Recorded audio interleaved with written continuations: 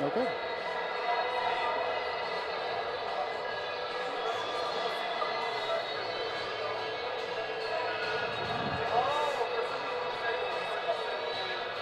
Hello and welcome to beautiful Fraser, Michigan for another wonderful night of Motor City Rockers hockey. I'm Ben Salagi, joined with, as always, Brady Beaton. Last night was a doozy. Brady, great game between two good goaltenders.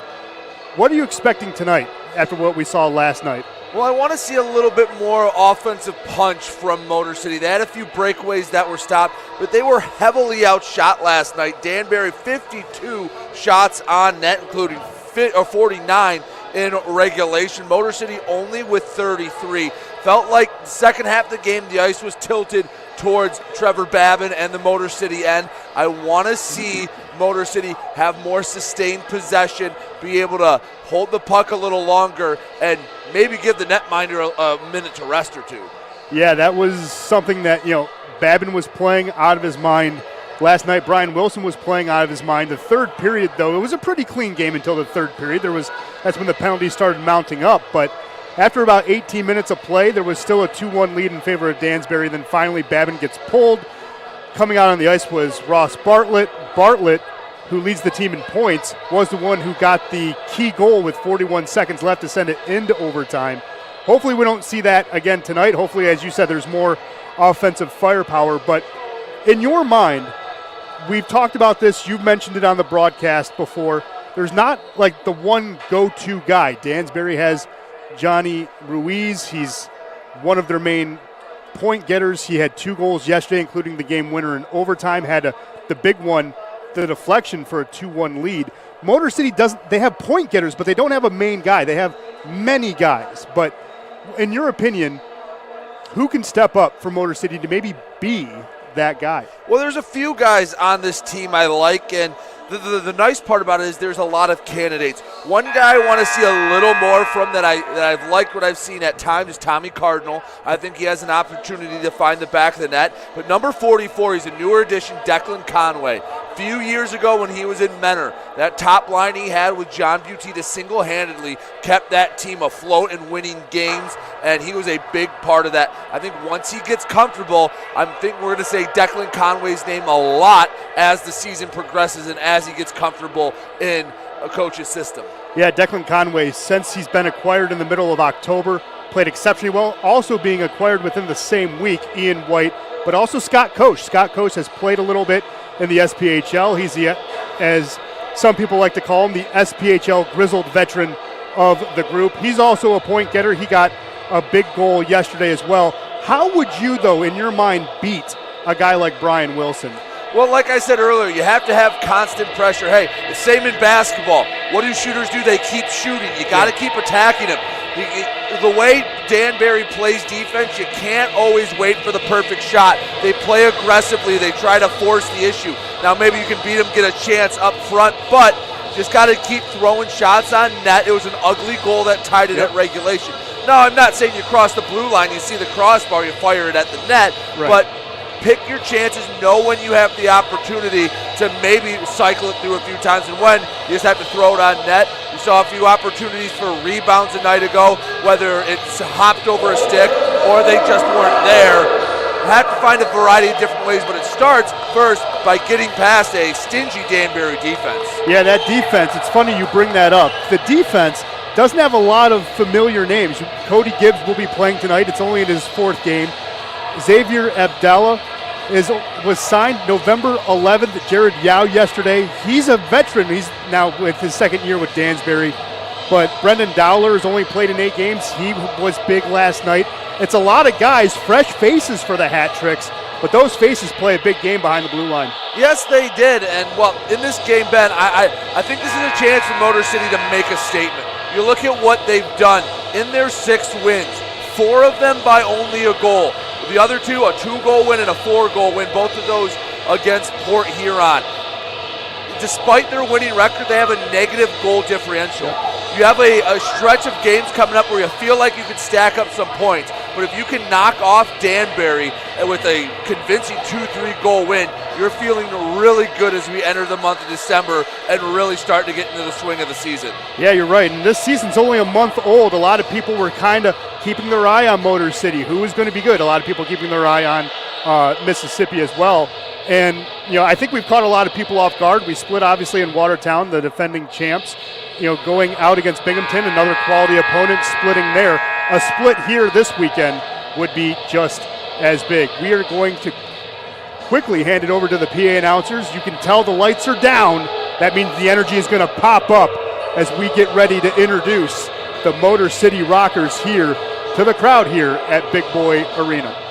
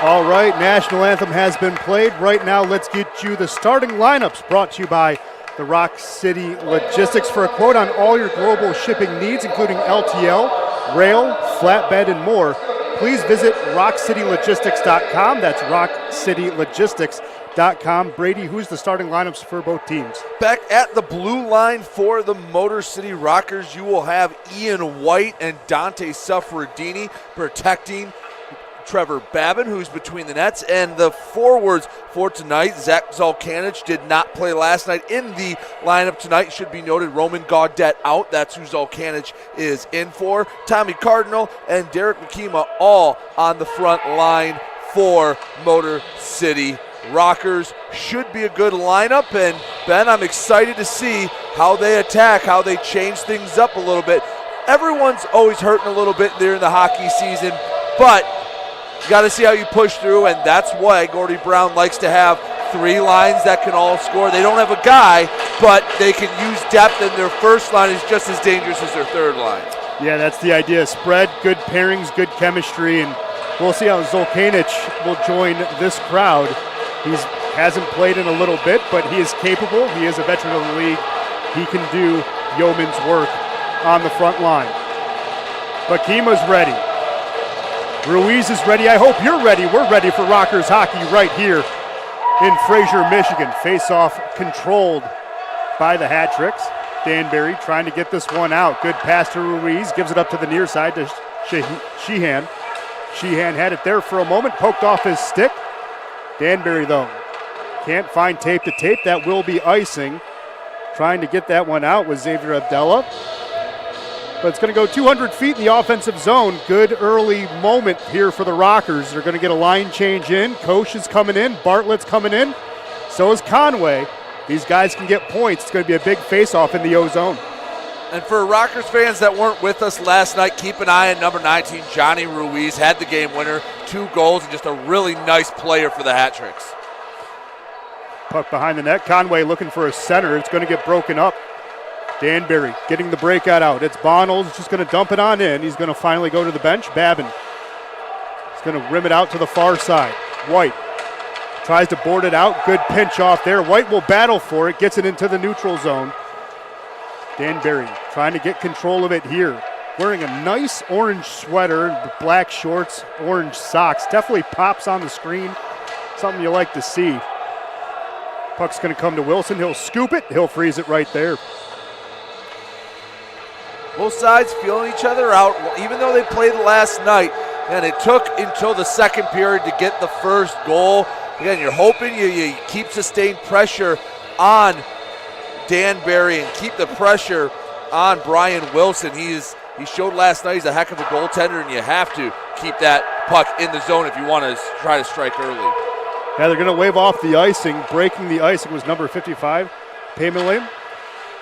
Man from Hawaii playing hockey all the way here, basically in the continental Midwest. Here comes the Rockers with an opportunity. Colton offers a backhand. That comes out. Still playing, but the refs will blow that one dead. Crashing into the net there was Artie Alekin.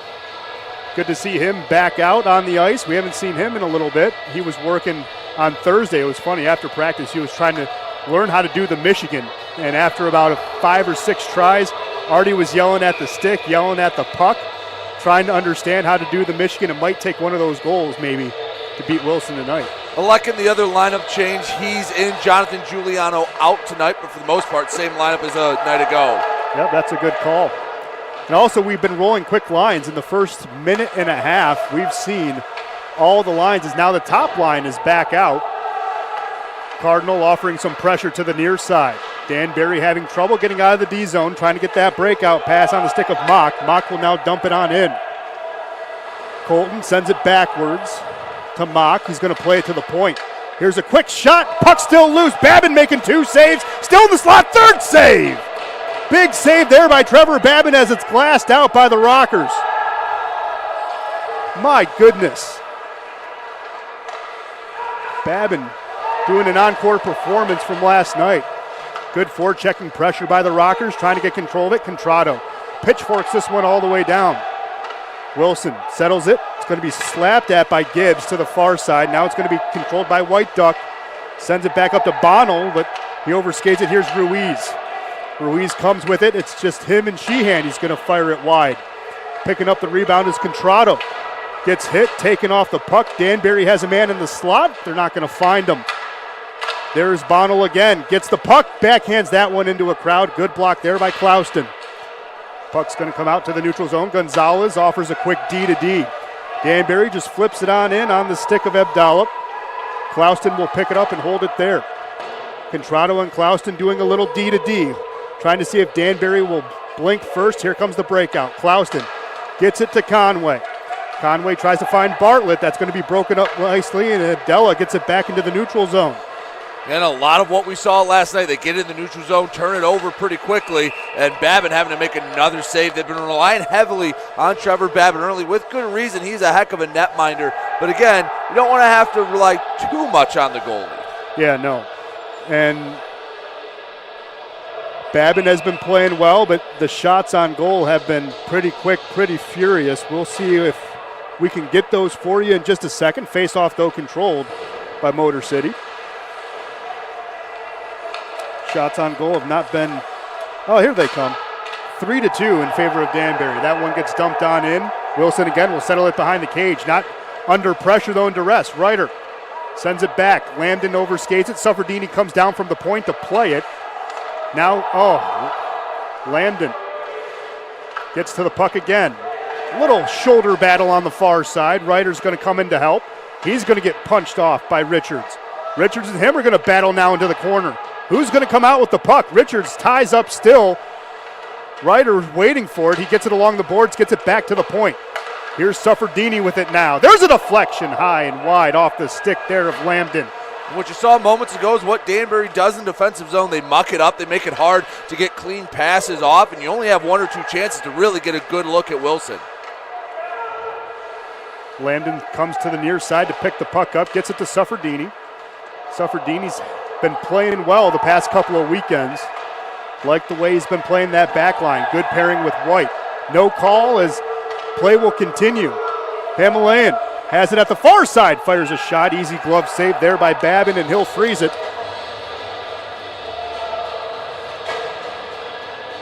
That is one thing Coach Brown has really done. We talked about mixing and matching on the lines, finding good pairings.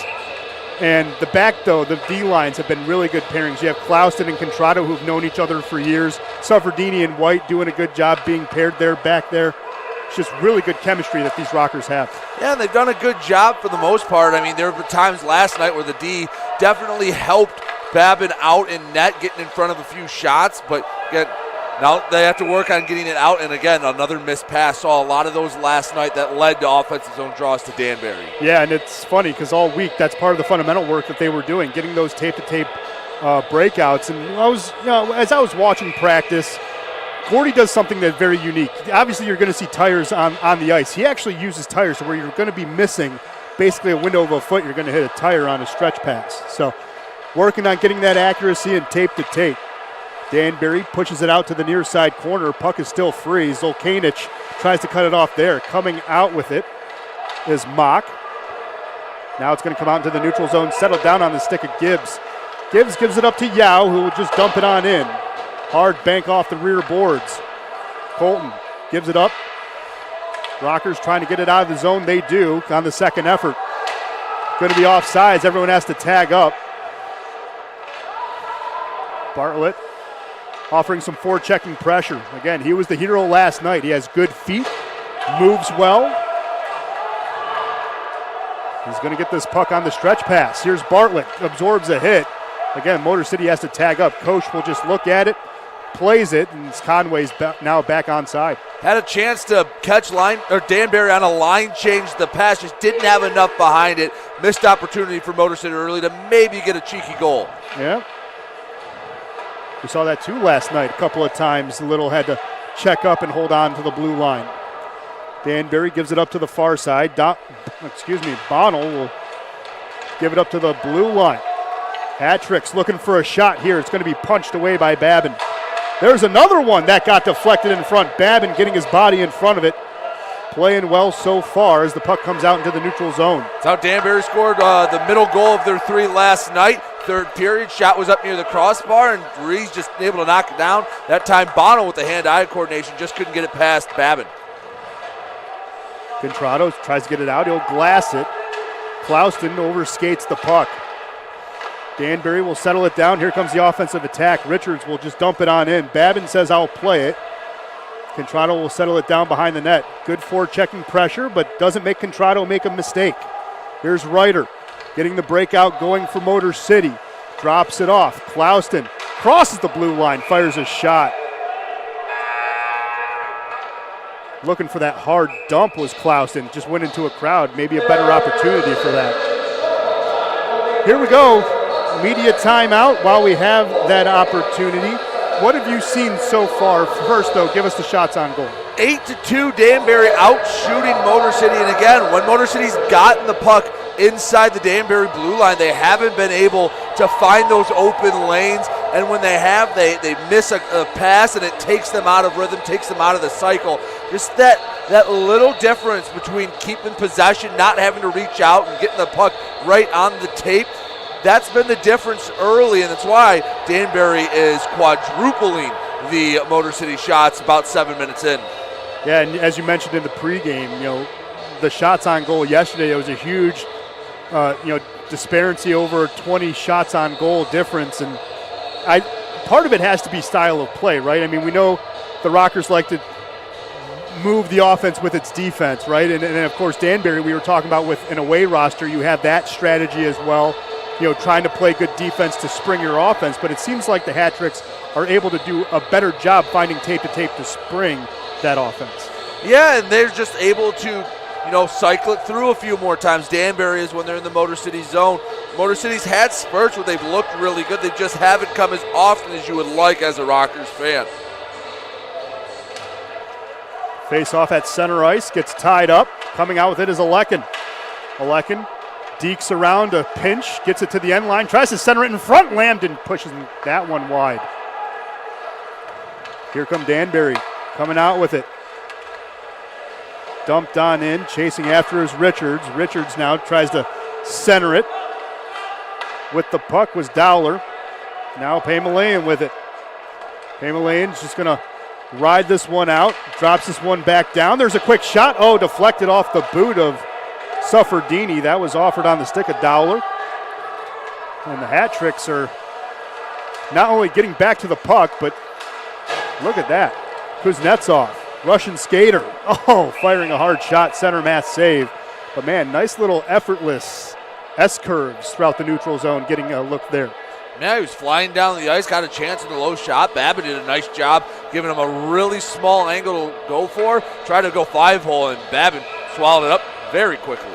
Yeah, Kuznetsov was signed on November 4th, and since he was signed, he basically got a point a game for Danbury. So he's a guy that can definitely get points as well, as of course they are without one of their best point getters in Dustin Jasso, who does not travel on the road.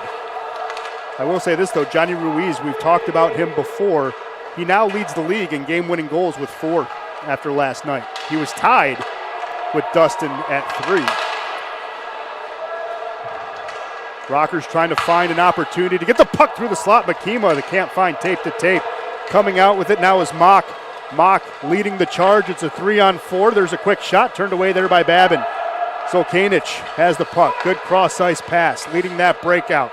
Dumped in nicely on the stick of Colton as there's a line change behind the play. The last rush for Motor City when they had it, and again, feels like all weekend we've said, if they just got that extra inch, if they just get it on the tape, a chance for a centering opportunity that would have been a great chance to get an early goal, and it just misses by a hair.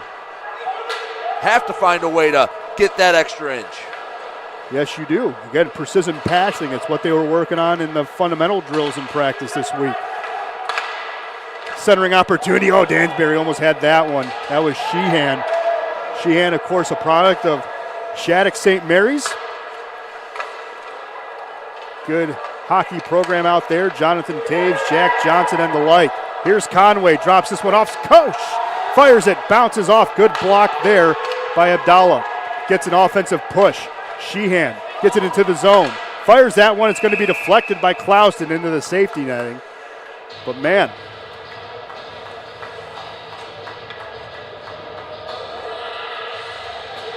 Koch had a good look. He had a couple of good looks. He had a good look in the first period yesterday. Was a backhander that just rode that crossbar. Almost had a good look there. It just got blocked. And again, Danbury does a good job just finding a way to get in front of pucks. Bennett now 3.5 periods, or more than that with overtime. Motor City hasn't had too many clean looks at the net. And again, with this zone they run, if you can get it to the middle of the ice, that causes everyone to suck in, and then you have opportunities, passing lanes back to the side. Yeah, excuse me, thought it was Gonzalez instead. It's Kuznetsov who dumps it on in. Motor City working on that breakout. Alekin gets it into the neutral zone. It gets poked off of his stick. With it now is Dowler. Gives it on a quick D to D. That's Cody Gibbs, dumps it on in. But Ryder comes out with it, leading the breakout, crossing the timeline, gives a cross-ice pass. That's just going to be good as a dump in. Here's Contrado's going to come in from the point to play it to the end line. Ryder can't stop it. Clouston going to try to break up this opportunity here for Danbury. He rides Marchand along the boards, but it doesn't happen. Here's Marchand with a shot. Good save there by Babin, and Marchand not only was ridden on the near side, found a way to break out of it, and Marchand had a good look.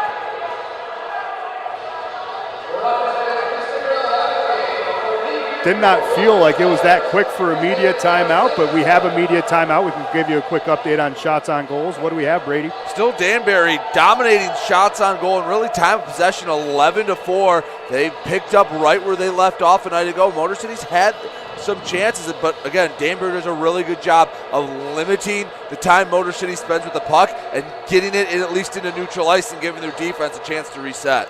Yeah, there's other games going on tonight as well across the league. Obviously, Elmira and Watertown will not play. In the western part of New York, 6.5 feet of snow. It's a lot of snow. So you want to make sure people aren't going out anywhere. You want to be hunkered down.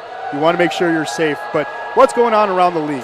Carolina 5-2 lead over Mississippi. They won 11-2 a night ago.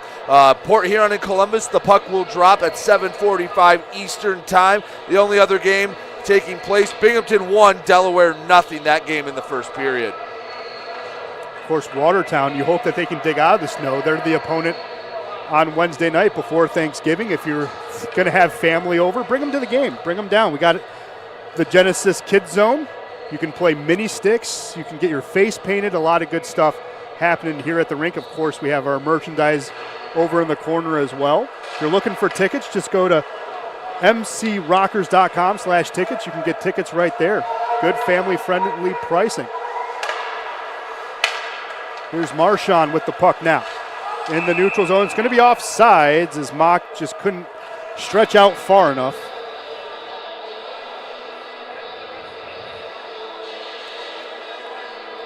So far, though, in this action, it's been pretty clean. No penalties just yet. Of course, it was like that last night as well. It started off clean and a good clean game, and then it got ugly and dirty as the teams were getting frustrated in the third period. Well, and a fair bit of the penalties for Motor City were just, I don't want to say lazy penalties, but tired penalties. Yes. Not moving their feet, reaching their stick out. That was the penalty that led to the power play that eventually Danbury scored the game winner on.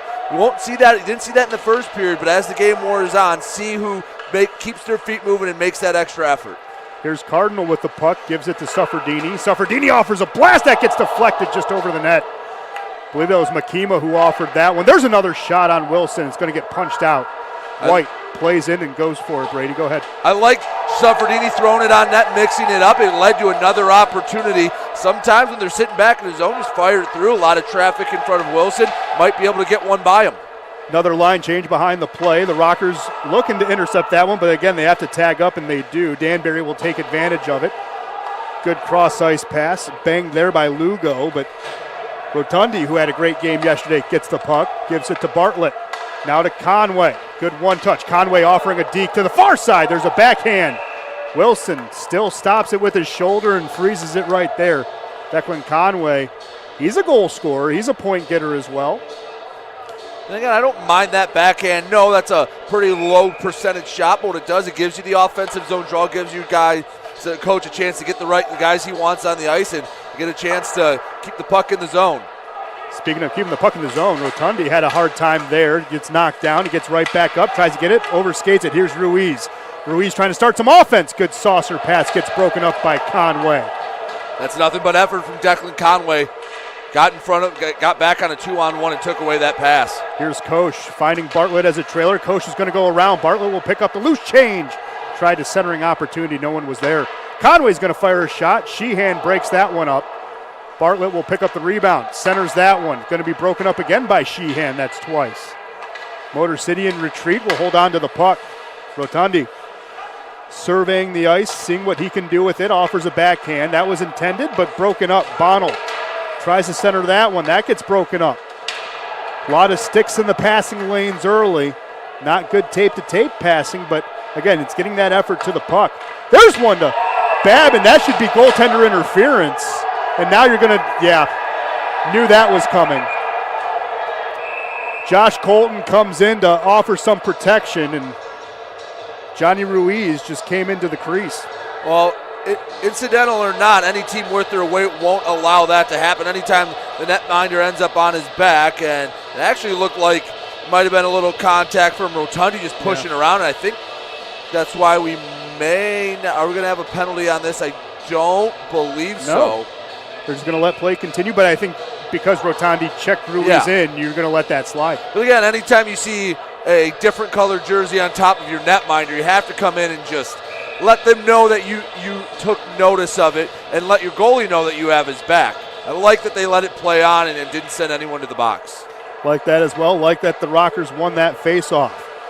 Contrado is going to wait, looking to see where he can break this one out to. Gives it to Clouston, goes cross ice. No one's there for it. Gonzalez will pick up the puck for Danbury.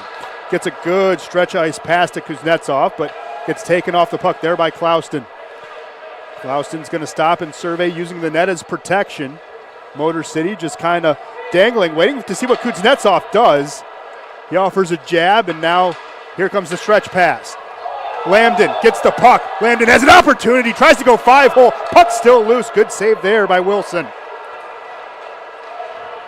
And one thing that can help break the zone is if you take the lead, especially as the game goes on, Danbury might not be as willing to sit back and sit in the zone. If you can get on top, they have an opportunity. Well, there was a save on a shot by Kuznetsov. Now there's more extracurriculars. Clouston on top. I can't see who the Danbury player is, but Clouston took exception to it. And I think Babin just picked up a penalty. Yep, Babin broke the stick. Kind of gave a stomp on the stick to break it. That stick belongs to Luke Richards. Clouston's going to the box, maybe serving time on behalf of Trevor Babin. Yeah, Babin thought all the attention was to his right. Tried to get away with one. That's just, he's really good net and he plays with an edge bend, but that's just one you look at him and go, come on. There was no point to that. Well, now to be fair, yes, he did. Did he stomp on his stick to break it? Yes, but also was the stick in between his blades and the blade guard? Yes. He also skated out of the crease. Yes, he did. No, that's one you just go, dude, come on. I know. What are you doing? I don't know if you cost if you're going to cost your team a power play or put them down, but either way, that's just one that I know you're in the heat of the game, and he does play with an edge, and some goalies and some players have to play with a little bit of hate in their heart as they go on, but not want to push your team down a player or cost them a man advantage. Yeah, Danbury about to go on the power play. They only have a 14% conversion rate on the power play, but it does give Motor City an opportunity. It's going to put them down 2? Ooh.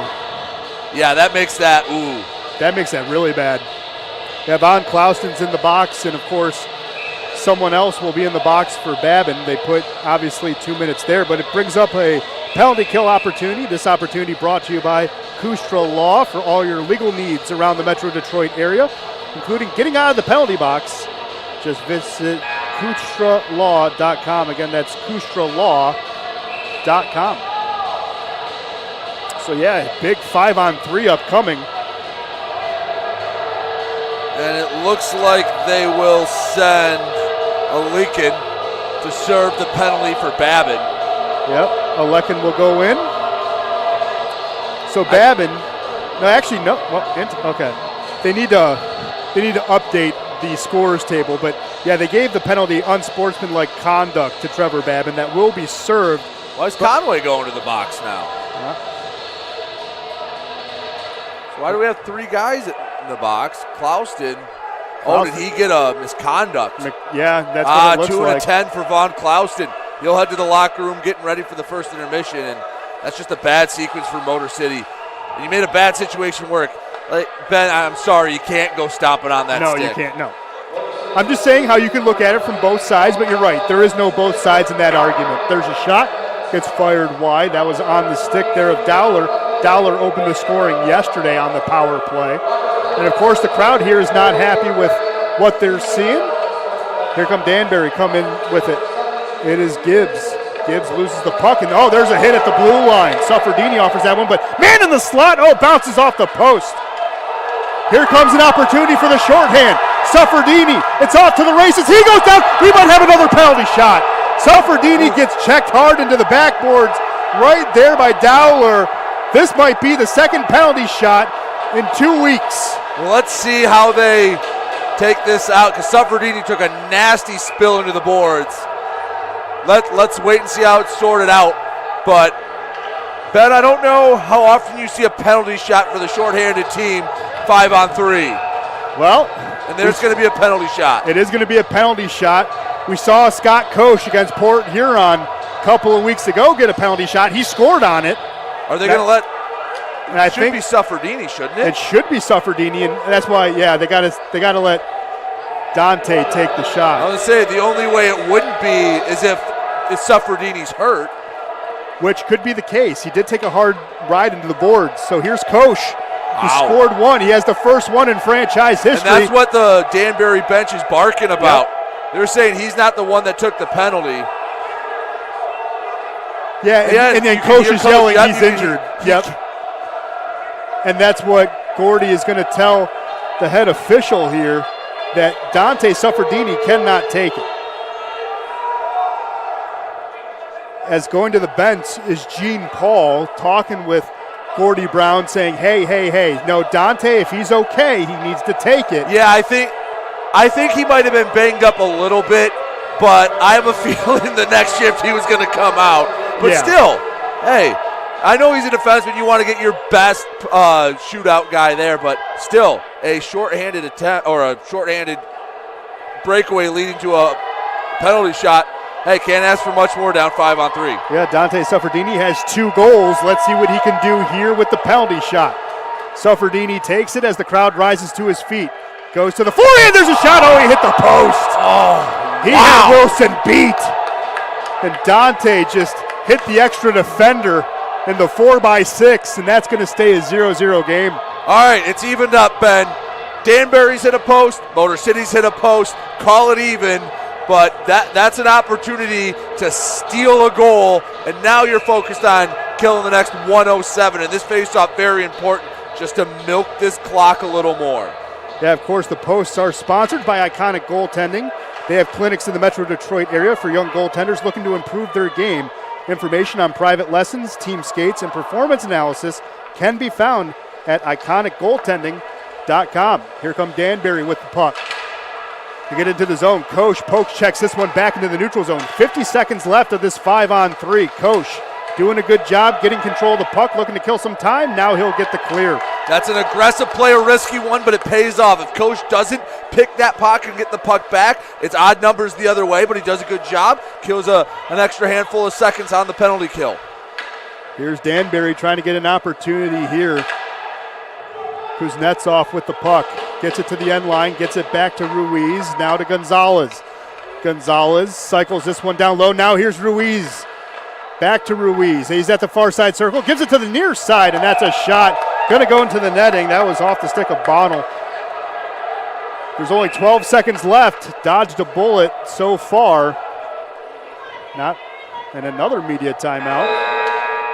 These media timeouts are just coming fast. It's been a fast first period, and they've done a good job, Motor City has, of killing the first 90% of this penalty.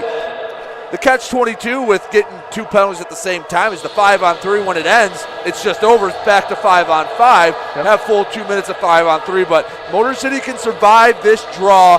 Get it. If they get a win and a clear, you feel really good that you just killed 2 penalties simultaneously. And honestly, Danbury hasn't had a ton of attacking time in the past minute 48. Yeah, they haven't had a lot, and Motor City closing the gap with shots on goal. Danbury has 12, Motor City has 8. Motor City getting back into it offensively, and surprisingly enough, used the 5-on-3 to do so almost. Again, almost getting a goal with the penalty shot. Huge draw, as I mentioned. If you can win this, flip it up and out, because with the 12 seconds, you're going to have two guys trying to spill out of that penalty box. And you'd rather have them come out with the play in front of them than have to chase from behind. Yeah. Yep. And it's going to be an interesting opportunity to see what they can do with these last 12 seconds. Again, Danbury isn't great on the power play, but 5-on-5, they're pretty darn good. Maybe try to tie him up and just wait for the cavalry to come flying out of the box. That's what I'm thinking. Good face-off win for the Hat-Tricks. Puck gets cycled down. Here's Mock. There's a far side shot. That gets pushed wide. Puck, it did not come out. Good job keeping that one in was Adela, and here comes the cavalry. The crowd here at Big Boy Arena is giving a round of applause. Conway plays it along the wall. Now it's going to be moved up. Wilson has to touch it. It's not going to be icing. It's going to be frozen there. And Bartlett gives him a snow shower and then absorbs a hit and sends Abdallah down as well. Now, are they going to send them both to the box? Or I think they're just saying, no, go to your bench. All right.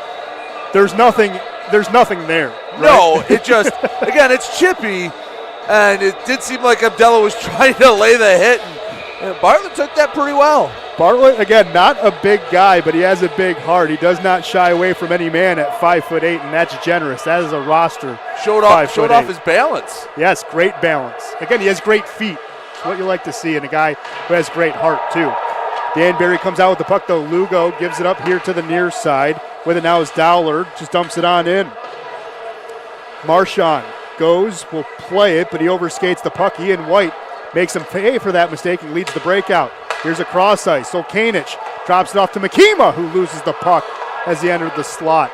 It's going to be a turnover. Coming with it now is Mock. Just dumps this one on in. Babin looks, surveys, and will freeze the puck right there. One thing I like about having Zach Solkanich in the lineup, he has a good hockey IQ. He knows where the player should be. I like the drop pass there. Didn't work out, but he's a smart player to have on the ice. Hasn't been on the ice a ton this year, but once he gets into the swing of things, hoping for Zach Solkanich to be a guy that maybe by mid-December we're talking about.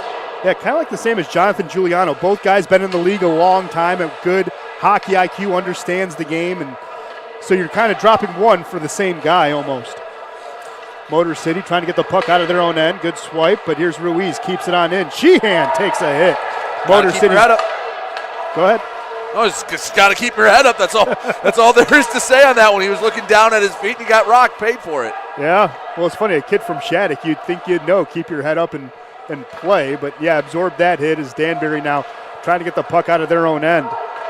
Yao gives it up to the near side. Sheehan, man, we were just talking about, gets the puck, walks it on into the zone.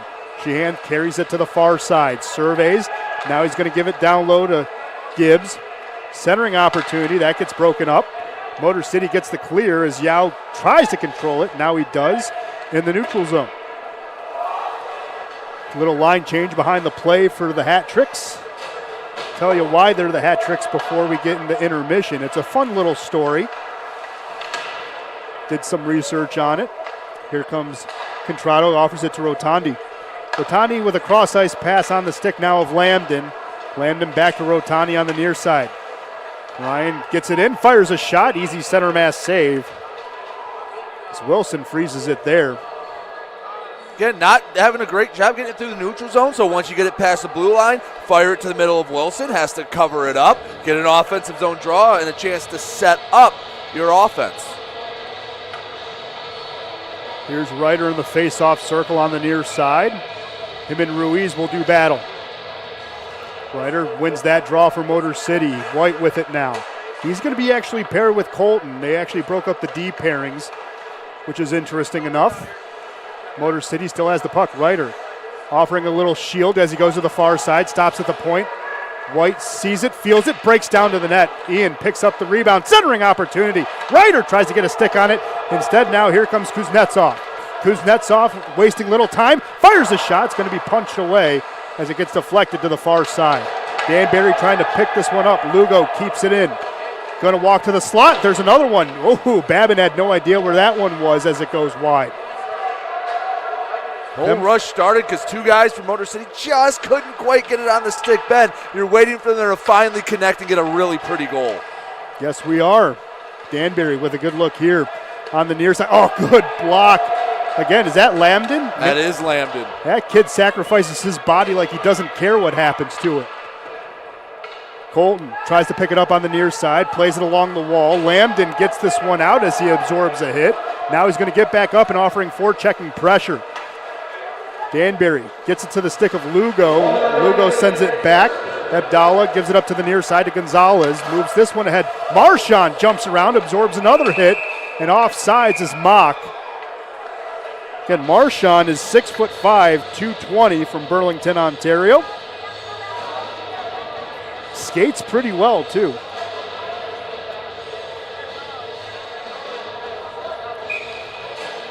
So face-off is just outside the zone. We have a loose puck here. Contrado just knocks that away.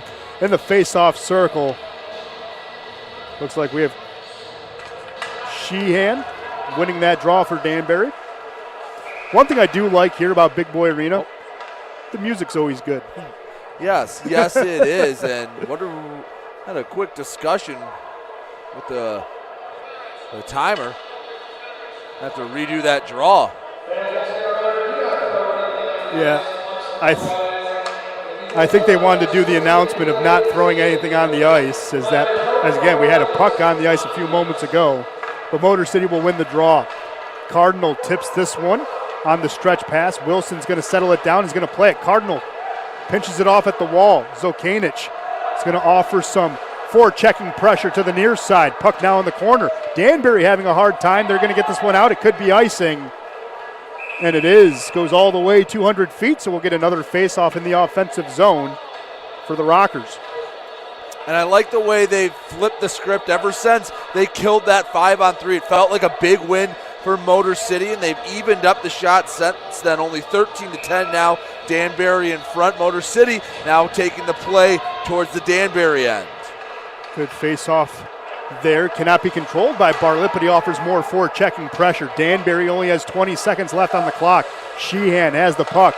Gets it into the offensive zone, then gets taken off the puck. And there's a good stretch pass. Here's Koch all alone. There's a shot, shallow side. Doesn't go anywhere. Good eyes though, Brady. You saw Koch already breaking out for it. Again, finding tape to tape. They say it's a game of inches, and that's why.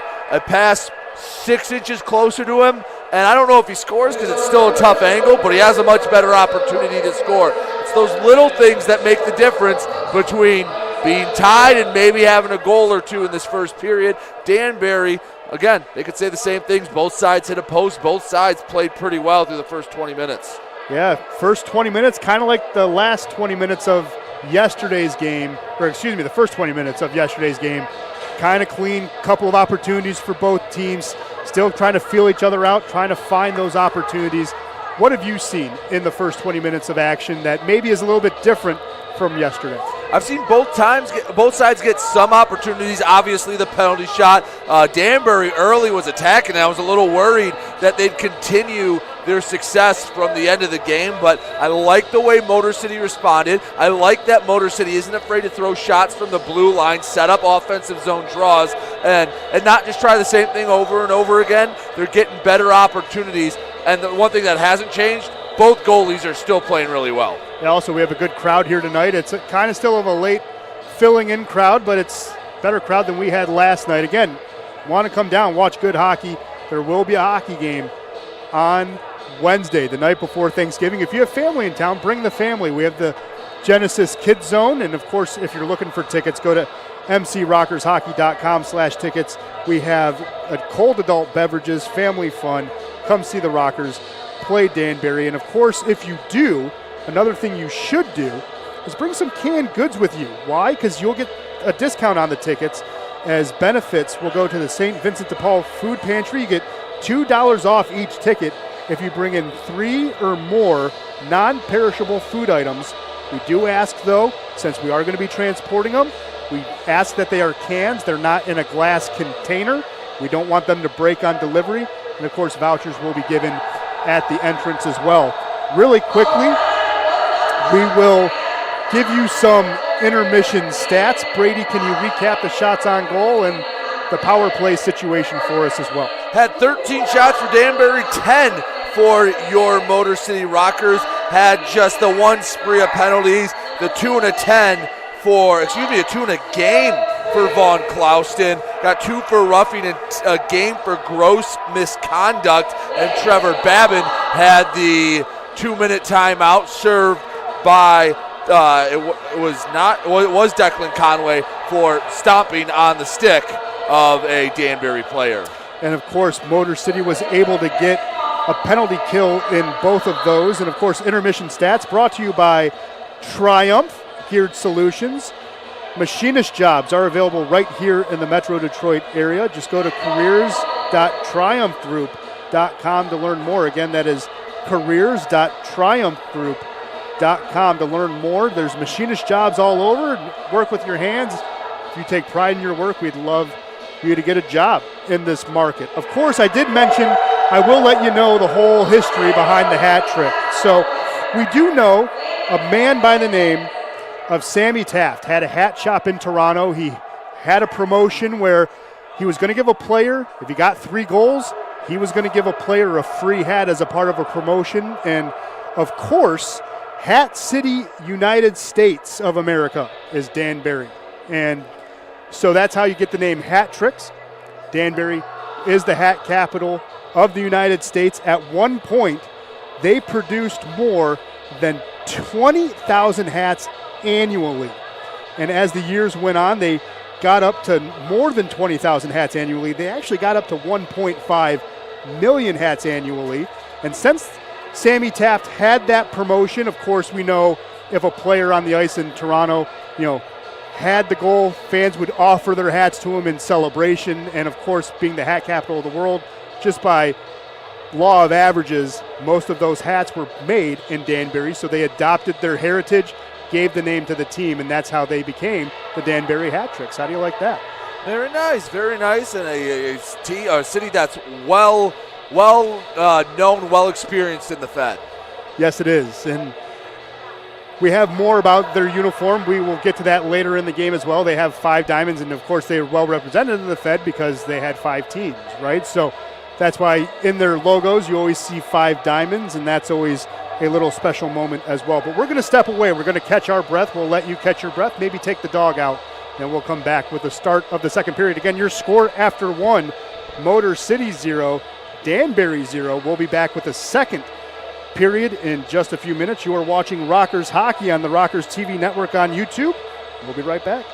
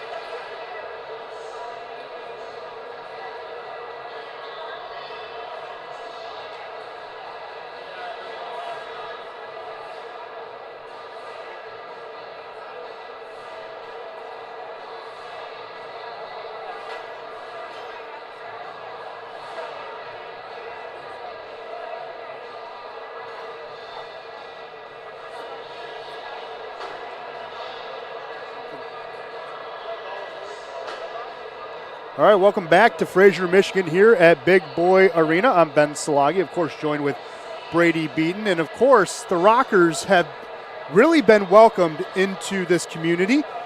And on Monday, they went to the Immaculate Conception Ukraine Catholic School, and we made a stop. We made a visit. We brought a couple of players, Artie Alekin, Scott Koch, Trevor Babin, and Everett Thompson were all there. They were sharing stories on leadership and giving advice on leadership, helping, players got to speak to themselves, speak to their stories and things like that, and really interacting with the kids there at the school. And of course, we will also be having on December 2nd a Unite for Ukraine Refugees hockey night here at Motor City. A portion of the proceeds will go to the refugees and their families at Immaculate Conception, and all proceeds will go helping, field trips, school supplies, things like that, and other school activities. And we're encouraging fans that do come to Big Boy Arena on December 2nd to wear blue and yellow, of course, the colors of Ukraine. That game, of course, will be played against the Delaware Thunder. And if you're a fan of a certain someone that has a certain YouTube channel, a little birdie has told us he might be getting the start that night. And I'm not just saying that. It's actually something that I'm excited to see. I hope it comes true, because Travis Ridgen was supposed to get a start at the end of November, and they're going to give him an opportunity, apparently, on December 2nd against Delaware. It's going to be fun to see what Ridgen can do. We saw a little bit what Ridgen could do in Watertown. He came in when Babin got kicked out for fighting.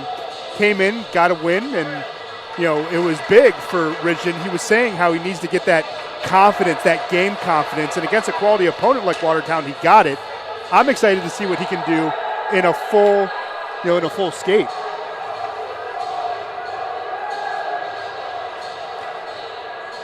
So yeah, you're definitely going to want to come down December 2nd. Game will start at 7:30 again. Portion of the proceeds will go to the refugees and their families at Immaculate Conception Ukrainian Catholic School.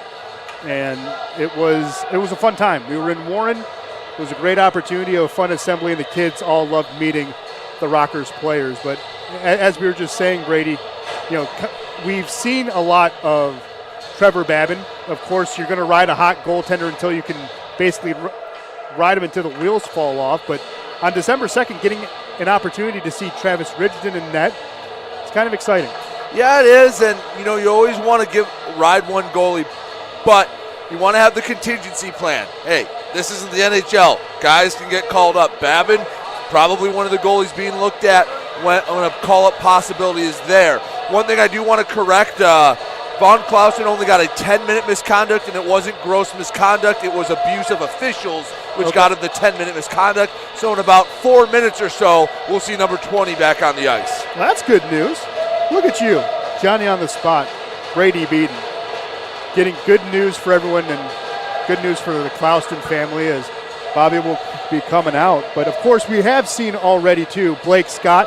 Blake Scott did get a start in Port Huron. That was a big win as well, as we are getting the second period underway here at Big Boy Arena.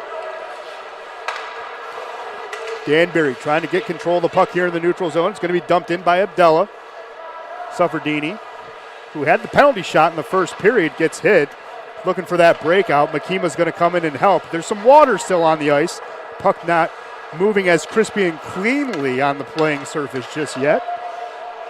Thought maybe it would dry by now, but that's not the case.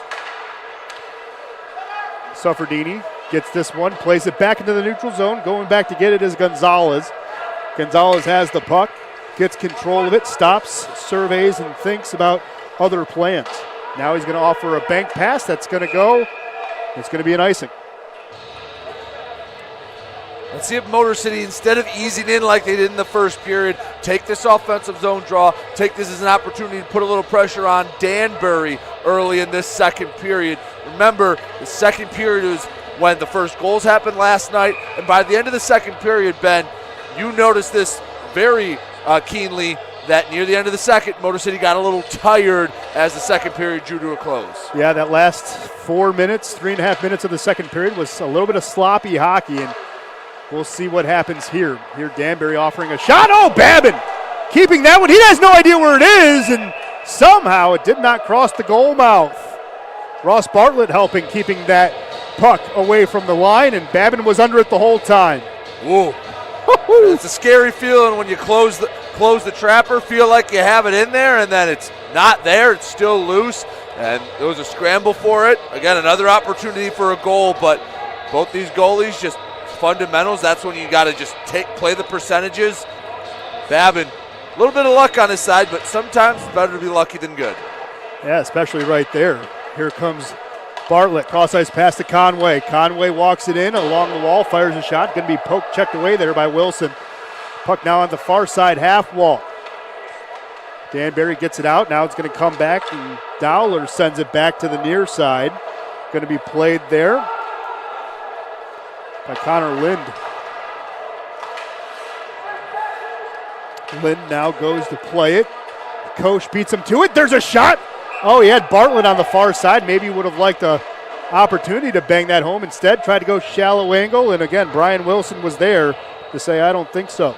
Would have been a really tough pass. He did have the 2-on-1. Defender for Danbury did a nice job getting in the passing lane. Wilson did a nice job angling himself, so you can't really throw it off the pads. All he could do was try to go short side, and Wilson made the routine save. Yeah, you're right. Checking replay. It was a shallow angle. As Colton has the puck, offers a D-to-D to Rotondi. Again, the defensive pairings have been broken up as this game's been going on. Been interesting enough. That gets dumped in by Landon. Elias Thompson offers a forechecking pressure. Here's Rotondi with a shot. It gets deflected in front. Now Danbury had to make a help save as Wilson was out of position. Now the puck goes from the far side to the near side. Gibbs gets control of it. Call it even once again. Both sides hit a post. Both sides kept the scramble out of the net. There's Gibbs. There's a shot. Rebound. Goal. Marchand gets a 1-0 lead for Danbury. There's a shot for the rebound. Hat Tricks have a 1-0 lead. Nothing fancy. Shoot it low. Hit the pad. And right there, Marchand's ready to bang it home. And that's all he had to do. Had a lot of open net in front of him. That was right there in the slot. Babin makes the initial save. Again, Trevor Babin can't be everywhere, and they're going to save that puck for Mike Marchand. That's his first.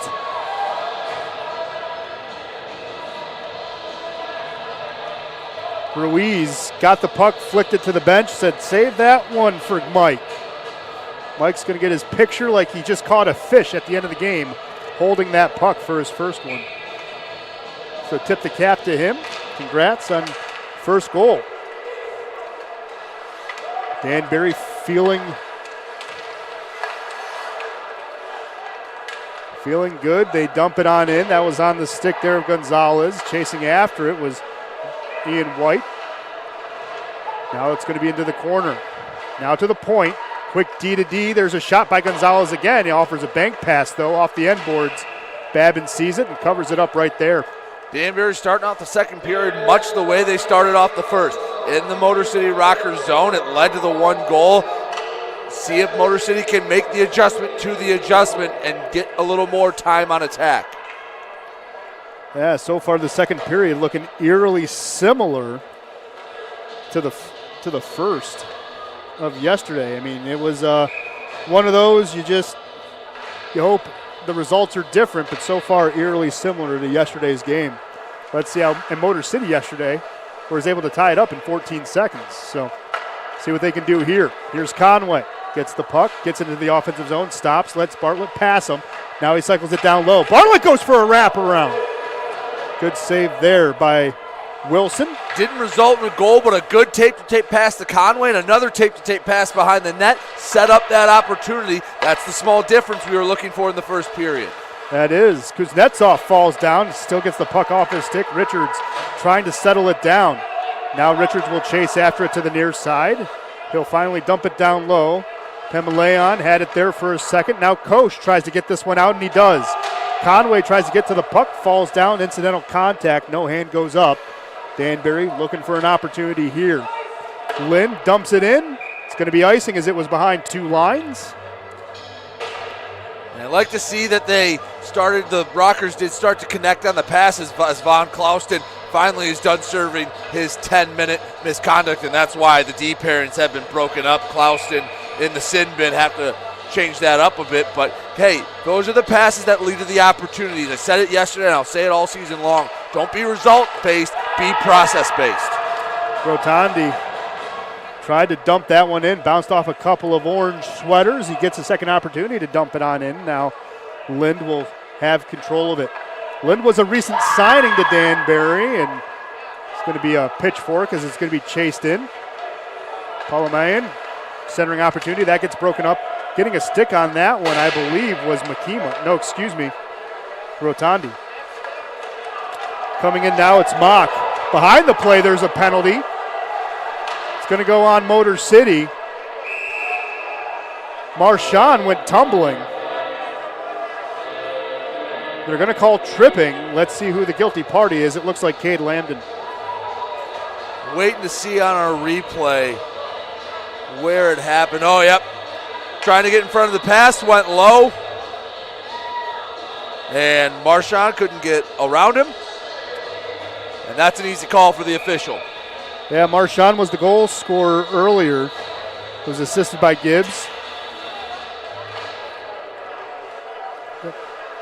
Oh, yeah. Here comes another power play opportunity. Danbury could not cash in with the 5-on-3 in the first. Let's see what they do here. There's a shot. Gonzalez, center mass save for Babin. But on Marchand's goal, it was assisted by Cody Gibbs. That's his second assist of the season. It was also assisted by Tristan Mock. That was his second assist as well, as Ruiz wins that draw for Danbury. Here's Gonzalez. Gives it back to the far side. Kuznetsov fires that one high and wide. Ruiz will pick up the change along the boards. Back out to Gonzalez at the point. Still going to survey. Fires a shot. Screening in front there was Bonnell. But instead, Babin was able to see it and stopped it the whole way. And you mentioned earlier about how Danbury might not be the best at the power play. That might not be where they thrive. But so far this weekend, we've seen 2 Danbury power play goals, the one that ended the game last night. Next 94 seconds will loom large. Danbury's a team that a 2-goal deficit feels like a 4 or 5-goal deficit the way they play defense. Yeah, Danbury also second in the league in goal differential. Entering this weekend, they were at 23, only behind Columbus's 27, so they can pour it on you. Here's Kuznetsov, gets it back to Bonnell, gets it down low. Sheehan has it. Fights off a rocker. Now he's going to give it back to the end line to Bonnell. Bonnell's going to get pestered there by Colton. Colton doing a good job shading. Back to Kuznetsov. Now to Gonzalez. Kuznetsov with the puck. Back to Gonzalez. Ruiz looking for an opportunity. Bad pass. It's going to be cleared out by Ryder. Conway breaking up, and Conway was upset. He wanted to chase after that puck. He's going to get a line change instead. 50 seconds left here in the man advantage. Tell Conway and that group getting a little tired. He was starting to leak out a bit. Good chance and good opportunity to get 4 fresh sets of legs on the ice. Yeah, it's Makima, Koch, Clouston on the ice, and the player that's down is Contrado behind the play. I was looking for the other one, and Contrado's not getting up. Ooh. Contrado's down. He tried to get up, he can't get up, and immediately Babin and Clouston immediately went to the bench and said, we need trainer help. Yeah, he takes a big hit into the boards. And, I mean, even the Danbury bench was calling for the trainer to come out. Oh, wow. Yeah, he got hit hard. Got launched into the boards as well. Again, he tried to get right back up, did a sit-up, and then felt the aftershocks of that. And what you hope it's not is you hope it's not anything to the head or neck area where your body's telling you to get up, but you're just not able to. Yeah, Contrado's now appearing in his 10th game. Again, trying to see.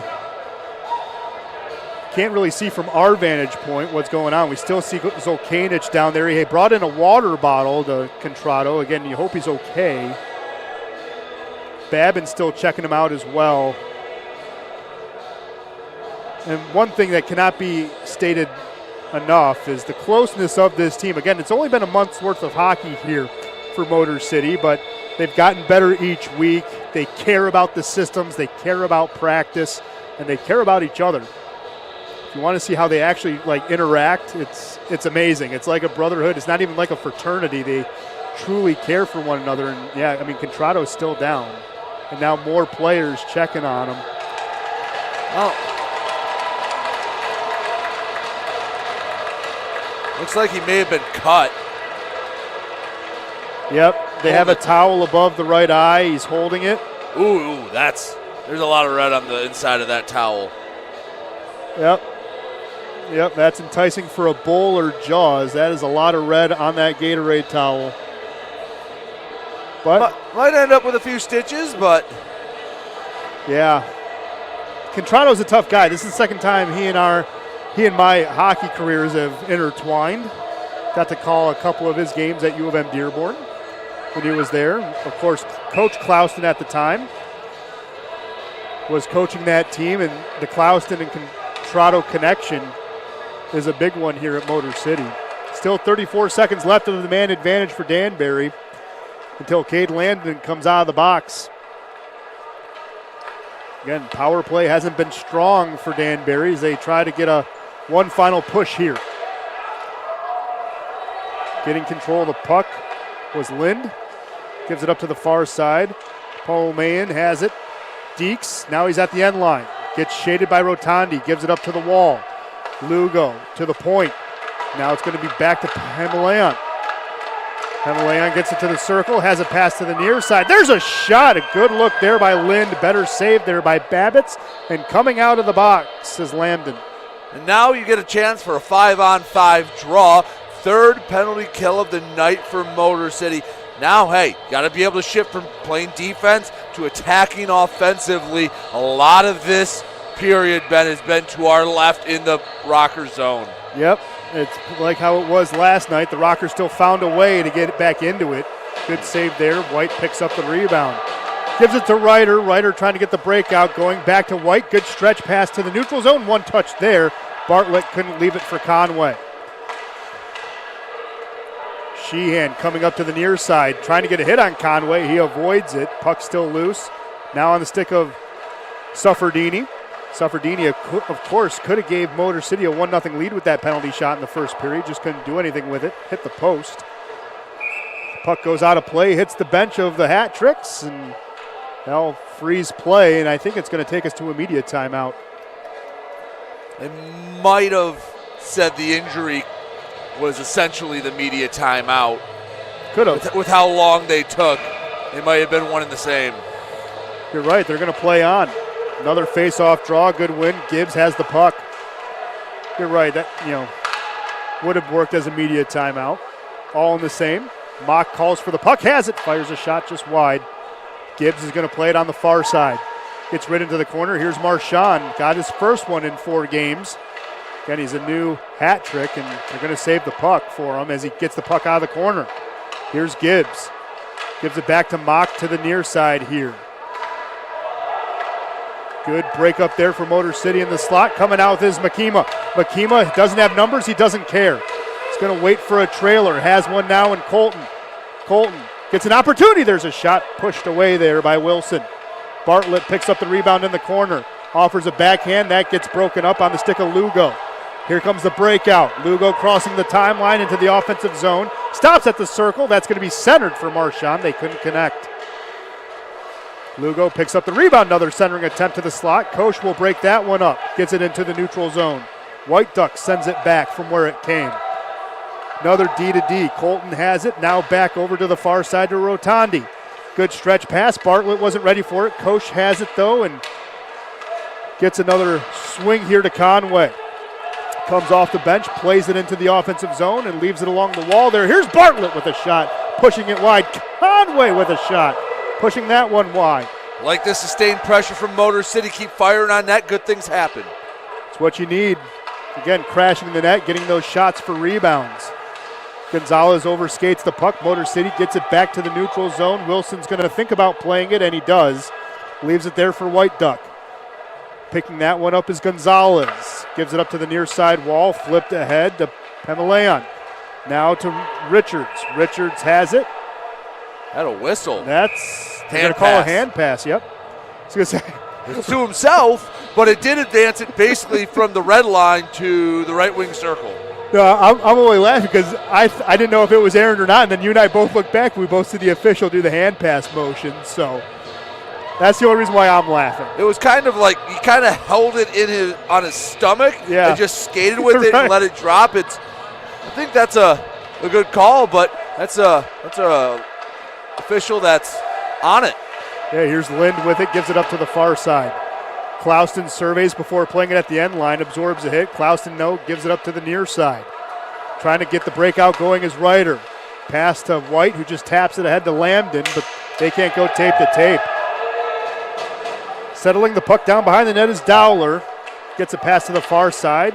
Believe that was touched. Yeah, they're going to wave off the icing here. Getting to the puck is Pameleon. Now Ryder has it. Surveys. Stops. Pameleon and Richards offering forechecking pressure. White sends it back, though. Here's Elias Thompson. Fires that one. Going to be punched away by Wilson to the far side. Lambden picks up the puck, centering. Oh, that was almost an own goal opportunity. Richards misplayed the puck for Danbury. Coming out with it now is Sheehan. Drops it off. Ruiz goes top, high, and just a little too high as he pushed that one. Danbury still has the puck. Gives this one up now to Yao. Yao had a good game yesterday in the defensive zone. There's another shot and a whiff. Clouston pitchforks this one away. It's going to go all the way down. Wilson has to play it. And a couple of players were not happy with that shift. I think that was Lambden slammed his stick down. Not sure what he was upset about. And Zolkanich blows a tire. We've seen a few different players lose their balance. There's Sheehan with a shot. Good save there by Babb. And yeah, we've seen Clouston blow a tire, Zolkanich blow a tire. Now we're going to get a media timeout.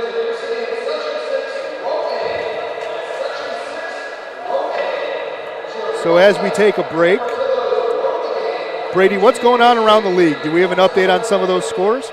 Yep, in Carolina, they are putting up a ton of goals. Last two nights, they have now scored 19 goals. They lead Mississippi 8-3. Of course, Watertown, Elmira. That game postponed. We played at the later date. Binghamton 4, Delaware nothing. And down in the Chattahoochee Valley, Columbus 2, Port Huron nothing. Columbus off to another hot start against the Port Huron Prowlers, our rivals from just up the road. Yeah, Port Huron, you were saying you were looking at the game. It seemed like the team didn't travel for a period because after that they played fine. And yeah, they were down 5-0 before the first period was over, and the final score was 5-2. But I'll just tell you what, Port Huron, for whatever reason, the last few years, I guarantee you I can count on one hand the number of wins they have in Columbus. Sure. It's a long drive, and it's a tough place to play, and Columbus also plays well at home. They usually play a little different brand. They play a little meaner at home. Yeah, they're also out shooting them, 18-6? Is that what that is?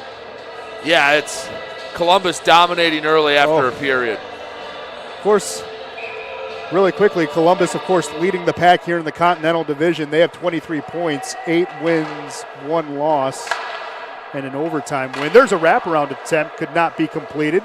Rockers trying to get it out of their own end. Here's Koch picking up the puck. He'll flip it ahead, chasing after it. Going to be Bartlett. Goes along the wall, kept in at the far side by Sufferdini. Danbury gets the puck on Ruiz's stick. Ruiz gets pushed out to the far side wall. Sufferdini will pick it on up. 9:20 left here in the second period. Still a 1-0 game. Mike Marchand, the goal-scoring difference here in this one so far. It's been a good game, though. It's a little bit of a sloppy start in the first period, but of course someone did draw blood here in the second. Just not the team you want it to be. Here's Conway, picks up the puck.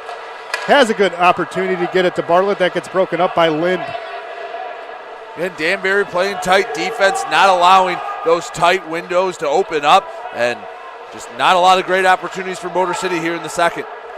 Yeah, Clouston knew that icing was going to get waved off, shaded the man and didn't play it. That's Marchand. And Marchand's a big guy, 6'5", 220. It's almost a tight end. Add about 15, 20 more pounds, and if he can catch passes, put some pads on him. Motor City trying to get control of the puck here along the wall. They do. That was kept in by White. Here's another opportunity. It's not backhand pushed wide by Makima. Oh, that was a good look there for Derek. Just couldn't bang it home. Here's Cardinal, settles this one down, walks it in.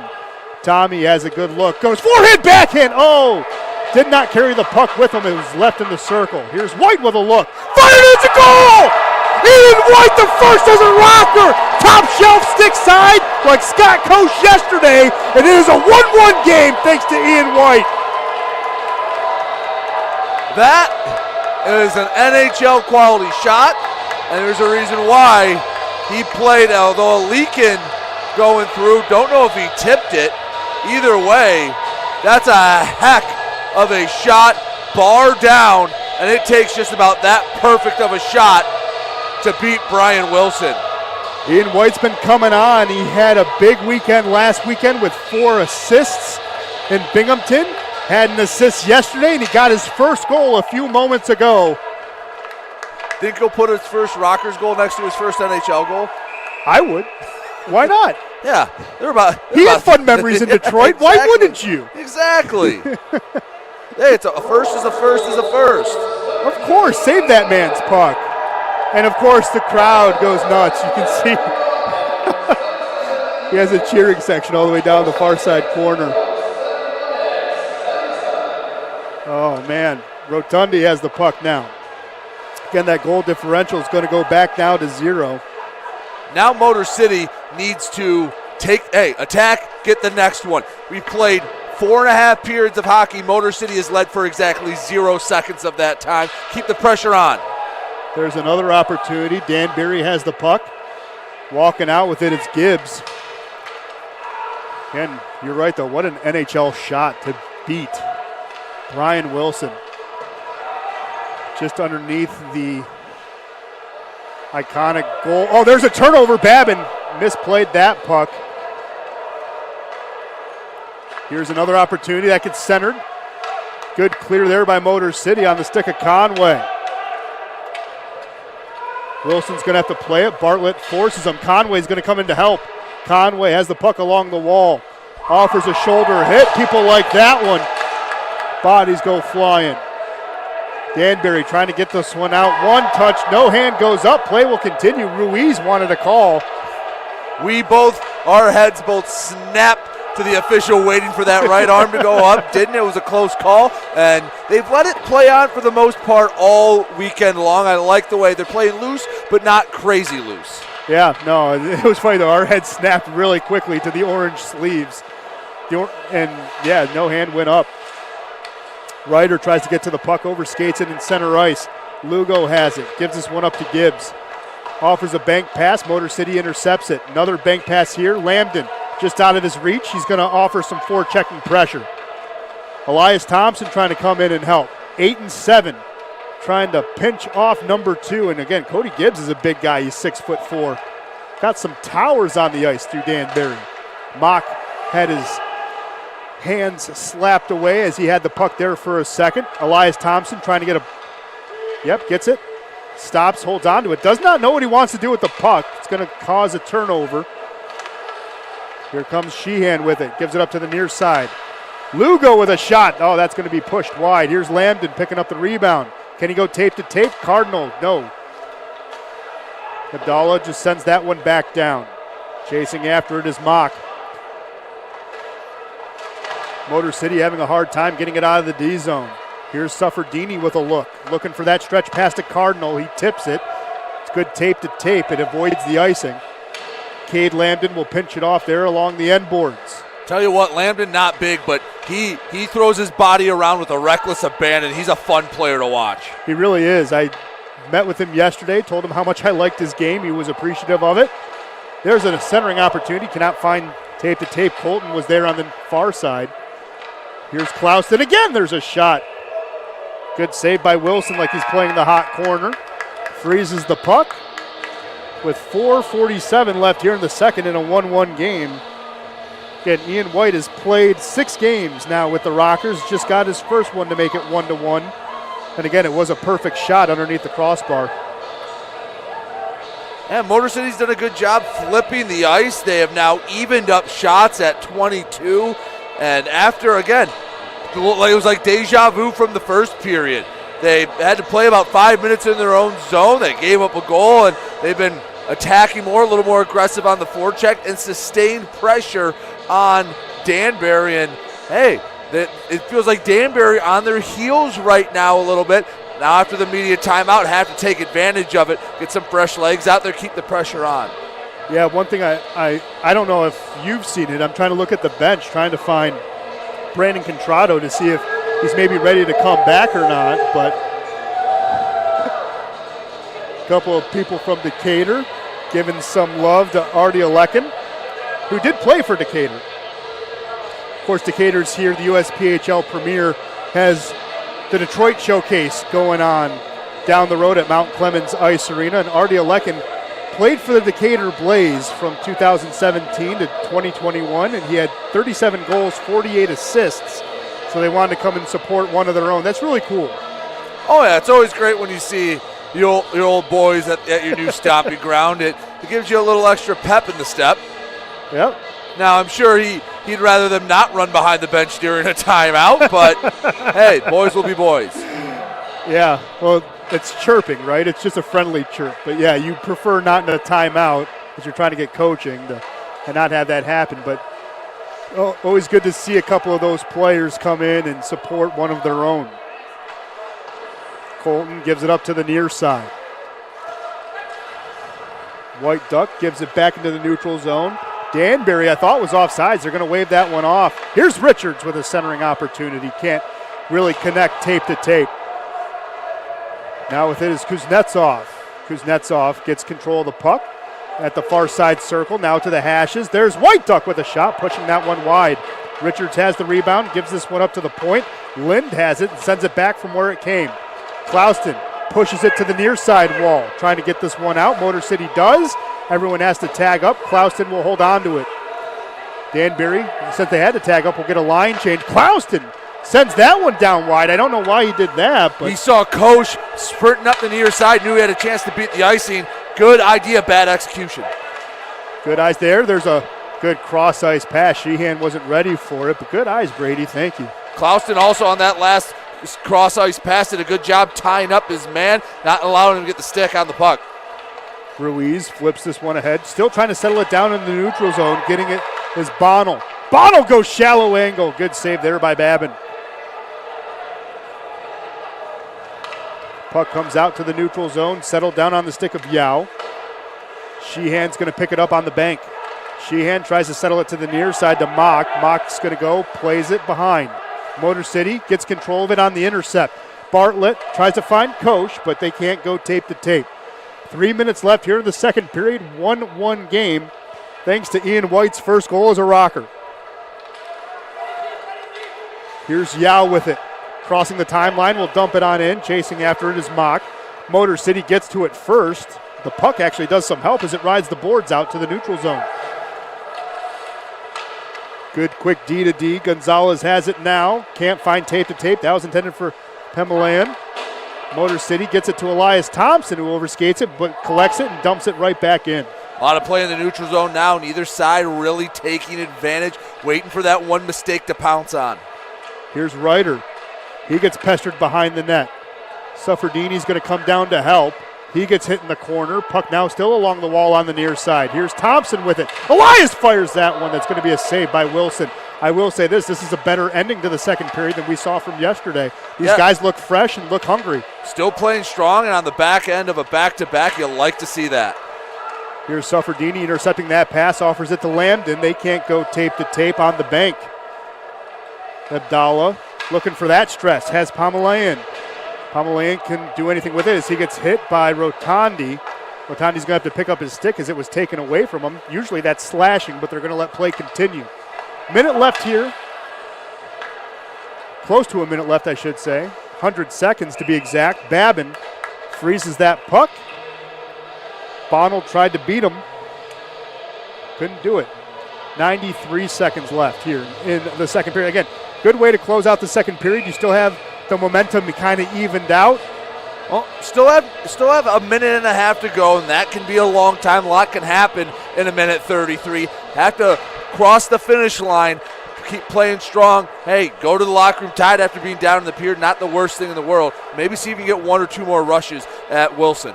Yeah, and we're also seeing quick line changes today, too. Coach Brown doing a quick hook, making sure those guys' legs stay fresh. I think he learned his mistake from yesterday as well.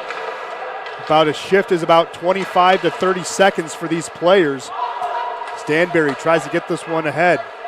Donald fires a blast. It's going to be punched away. Babin! No idea where that one is. It's going to float behind the end line, and we're going to see a stoppage. High stick. Yep, high stick will put the puck away outside of the offensive zone, and the net was also off the mooring, so a good time to stop that one. So face-off will come on the near side dot, just outside the zone. On the ice for the Rockers, Conway, Bartlett, Koch, Clouston, and Rotondi. Still have not seen Brandon Contrado just yet. We'll see if maybe we can get an update during intermission. But hopefully he's okay and getting stitched up. Going to have to do a redraw. The officials didn't like that one. So Bartlett just get a little too excited. That Koch is sides. That Koch is going to leave, and it's going to be a battle of the 44s. Richards wins that one. There's a quick shot. Babin punches it away. Clouston has control of the puck. Had Bartlett. Bartlett slips behind everybody. Can't settle down the puck. It's a race to the puck now. Beating him there is White Duck. That was aggressive by Bartlett. Hey, it almost worked out, but he was really hunting at that blue line. Yes, he was. Sometimes, you don't advise cherry picking, but it almost worked out. Here's Kuznetsov with the puck. Gets it. Sheehan fires a shot. Good pillow save there by Babin. 30 seconds left here on the clock in the period. Swiped away there by Clouston as it goes into the neutral zone. White Duck has it. Sheehan tips it away. Clouston has an opportunity to give it to Rotondi on a D-to-D. 15 seconds left. Cross ice pass. Here's Bartlett. One final opportunity. Good poke check away there by Gibbs. Kuznetsov has the puck, gets into the zone, got his stick lifted, easy clear, and that should do it for the period. Much better way to end the second period tonight than yesterday. Of course, tonight, the Rockers, and yeah, there's some extracurriculars. Clouston and Kuznetsov going at it. The officials trying to tell everyone to go across the center ice and go to your locker rooms. You got time to cool off. Again, don't want to take any penalties going into the third period. You just played a really strong second. You were able to keep the game tied after being down after the quick goal from Marchison, and Ian White's able to tie it up. Don't do anything that gives Danbury the man advantage. They play a clean brand of hockey. You're going to have to fight for another 20 minutes if that's all it's going to take to finish this game. The way it's going, we could be earmarked for overtime again. Yeah, no, definitely the way it's going right now, we might have some extra hockey, but really quickly, back on that goal by Ian White, it was assisted by Derek Makima and Artie Alekin. Alekin, we talked about, of course, has some of his friends from Decatur as he played for the Blaze. That is his first assist of the year. He had an assist going all the way back to April 9th when he was not a member of the Rockers, but it's only his second point on the season. He had a goal on October 22nd in Watertown against the Wolves, but that's his first assist, and that's why the guys were happy. It's only his second point in the season. So it was a good thing that Alekin was able to find Makima and then was able to find Ian White, who was able to bury that. But while we have a moment as well, what are the shots on goal and situation going around the league, Brady? Well, here at Big Boy Arena, Danbury out-shooting Motor City 28-23. Remember, it was knotted up at 23, so Danbury, the last 5 shots of the period, knotted up at 1 here between Danbury and Motor City. Around the league, again, only 3 other games going on because at Watertown and Elmira postponed. Carolina leading Mississippi 8-3. Binghamton still up 4-0 on Delaware, and Columbus has doubled their lead over the Prowlers 4-0. The River Dragons lead in Columbus. Early in the season, In the Continental, it seems like Columbus is the team to beat. In the Empire, could argue it's Danbury the team to beat. Yes, it is. Who do you think's to beat here in the hot dog? I think the guy on the far side is going to win. What do you think?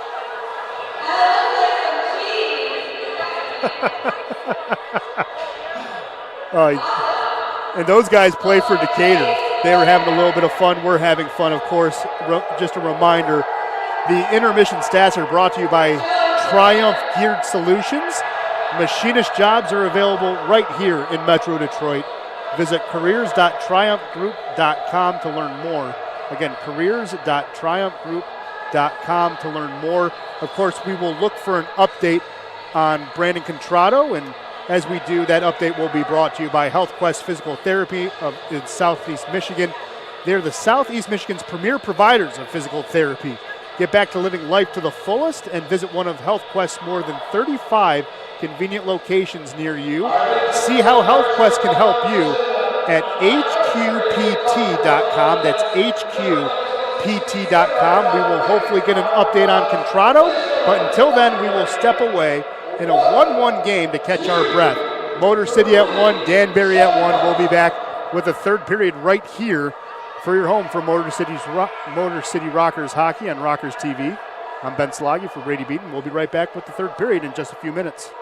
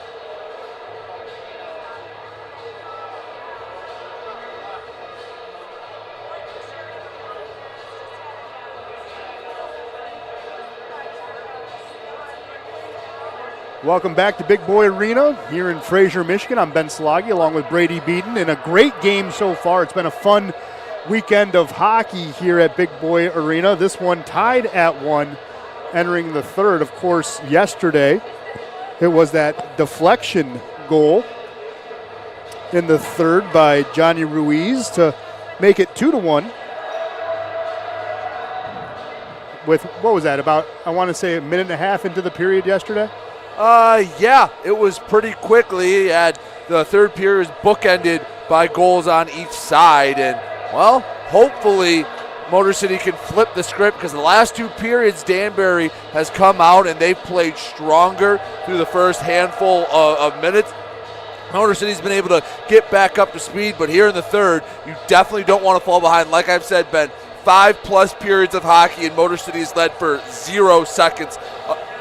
In that time, you need to stay on the attack, and you need to get Danbury to be chasing, something they're not used to doing this year.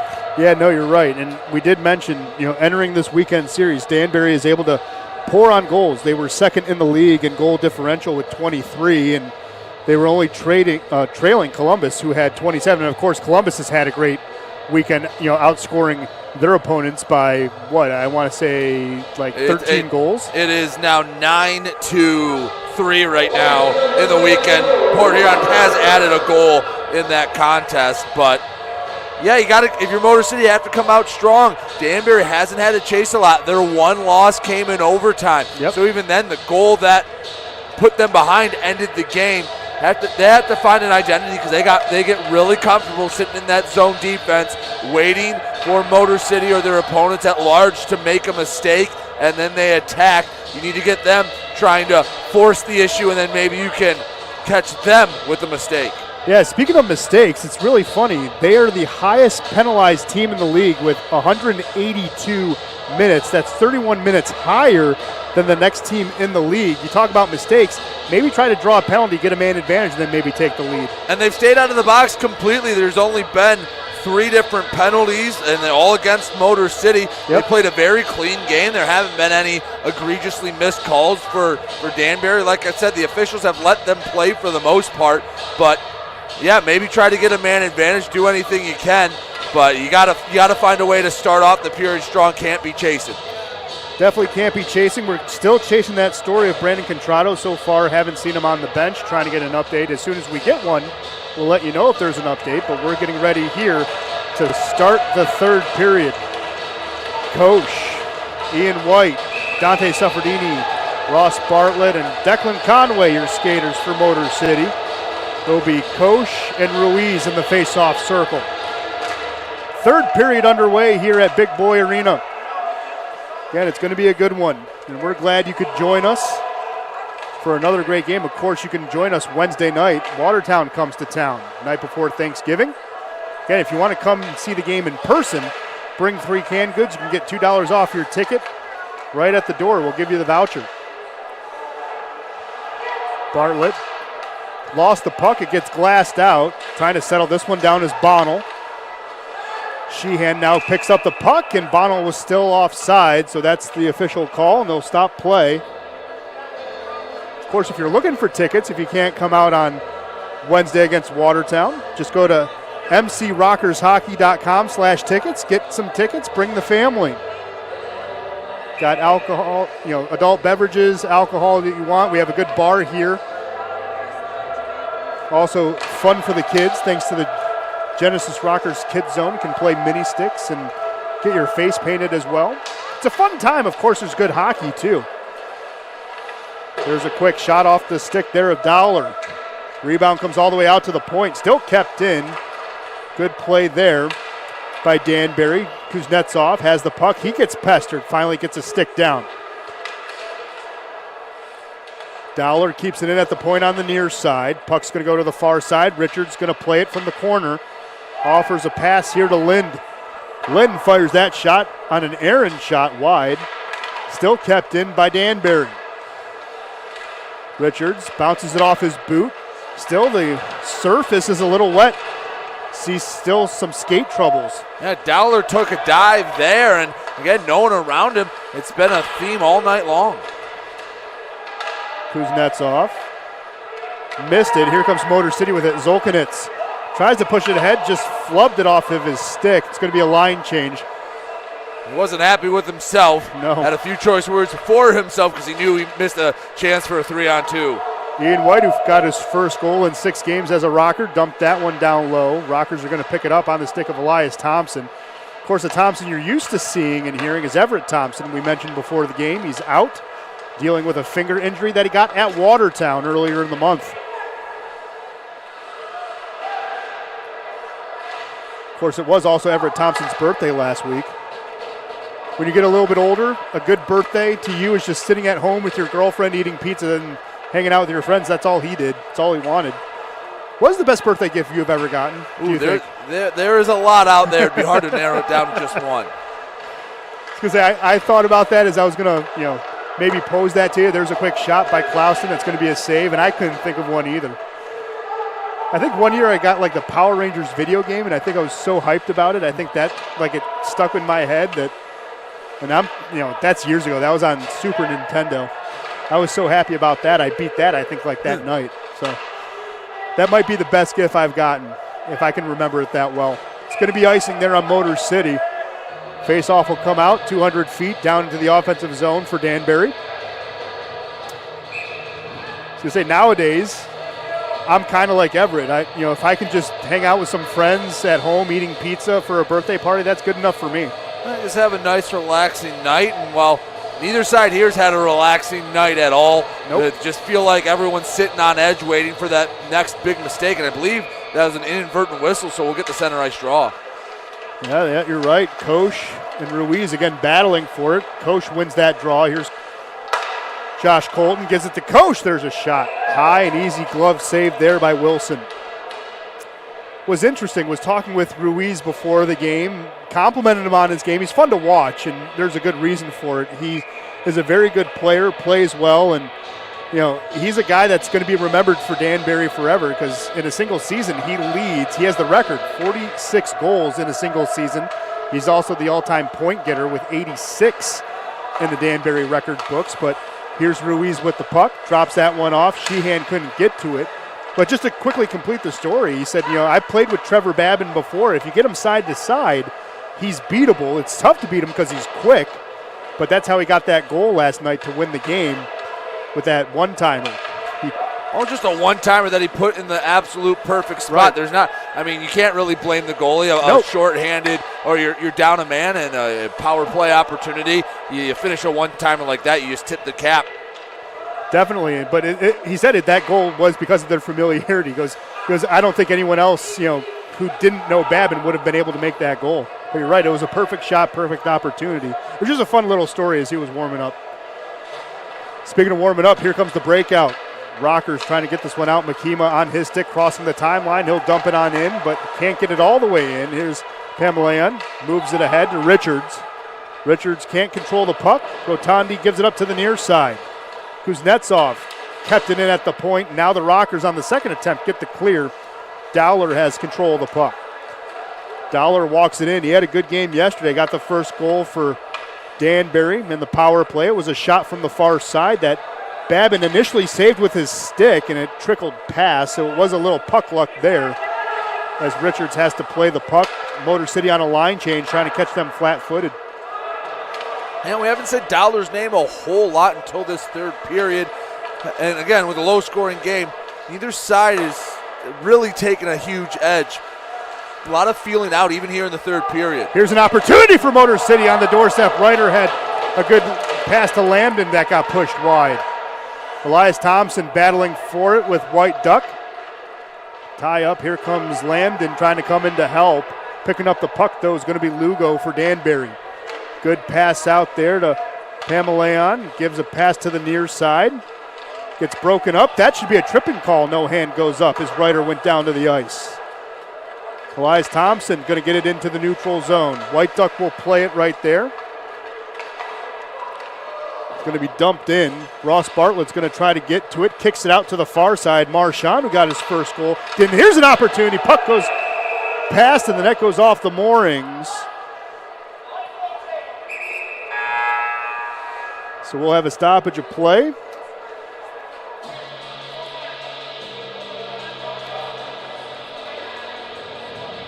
think we're going to get a media timeout here. The kids from the Big Boy Hockey program are going to clean the ice for us, and while we do, we can take a quick little look at the peak. We didn't get a lot of shots on goal early here in the third period, but we did get some. What are the shots on goal, Brady? 30 for Danbury, 27 for Motor City. Been even pretty much the whole night. Danbury always with just a slight edge, but both sides having opportunities to get that go-ahead goal. You have to tighten it up even more in the third period when you're playing this brand of hockey. Both sides priding themselves on their defense. I mean, again, we're in the third period, and in regulation, each side's only been able to net 3 total goals. This is about as even as a weekend as you can get. Yeah, both these teams playing hard. We do want to correct something on Ian White's goal. Artie Alekin did not get the assist. It was Tommy Cardinal to Derek Makima to Ian White from the point. So that is the assist getters for that one. And it was, again, the first goal there for Ian White. But wanted to make sure we got that right for you.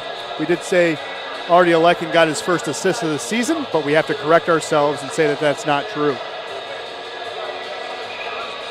Evan Lugo in the face-off circle for Danbury. He gets tied up there with Ryder. Ryder wins that draw after the tie-up. Motor City gets it out into the neutral zone. Abdallah has control of the puck, looking for a stretch pass. Touched there by Marchand.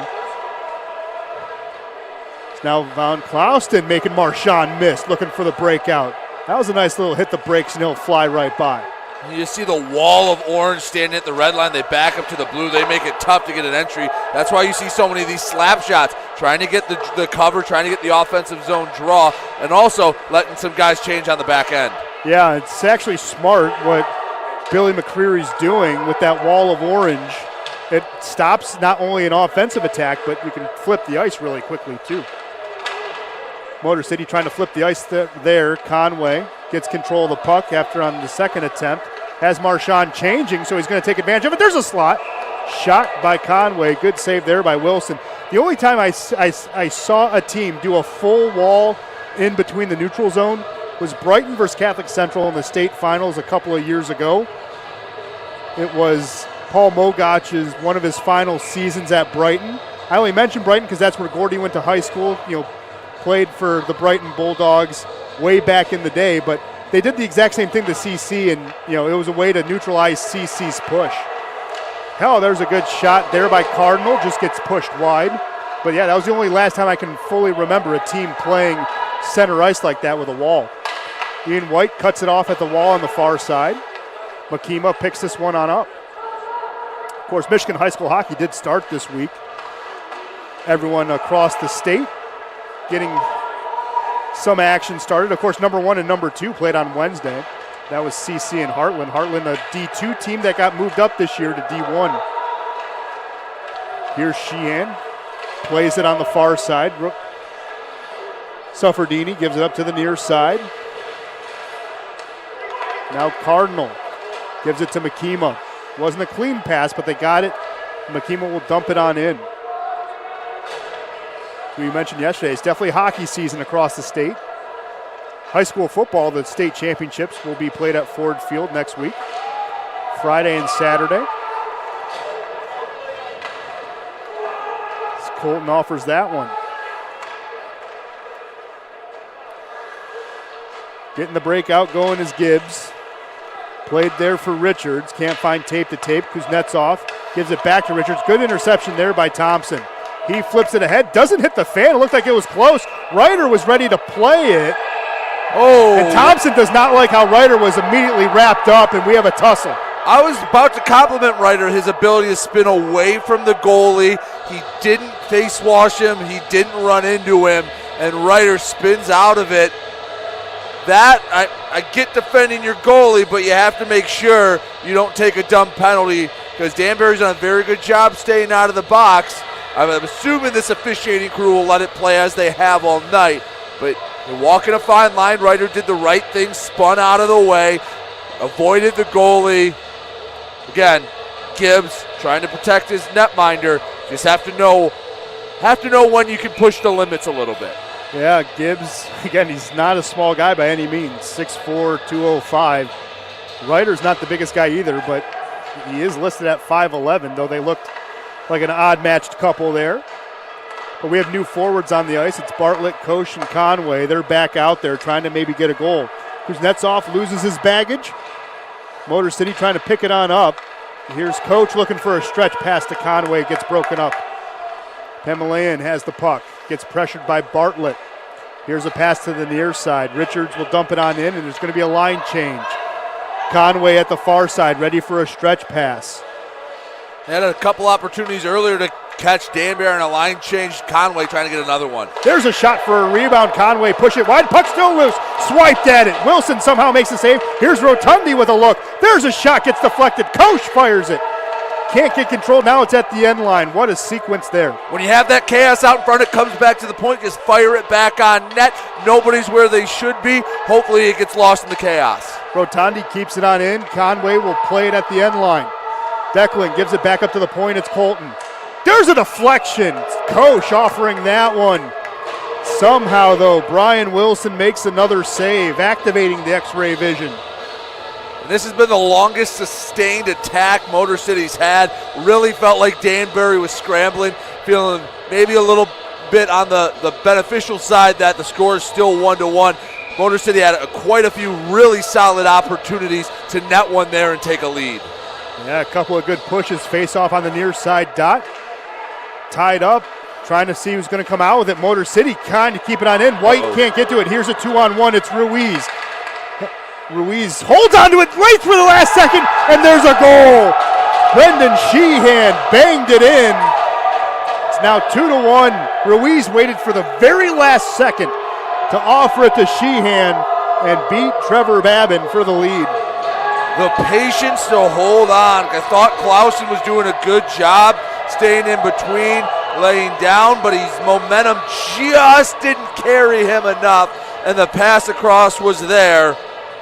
Babin assumed that Clausen had taken care of the far man. He was worried about where the puck was, and there was just enough of an opening to send that pass across. Easy Barry for the goal. Yeah, that's the fourth assist on the season for Johnny Ruiz and the fourth goal of the year for Brendan Sheehan. Of course, again, Sheehan played at Shattuck. So did Billy McCreary. Actually was a line mate with Zach Parisi at Shattuck. Clausen's going to go back, get control of the puck. Line change behind the play. Clausen looking for a stretch.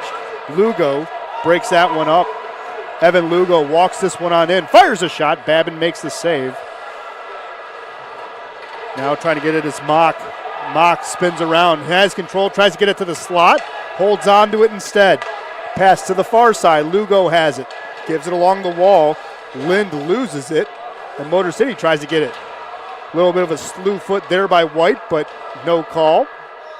Thompson gives it up to Clausen. Beautiful pass to get it out of that trouble.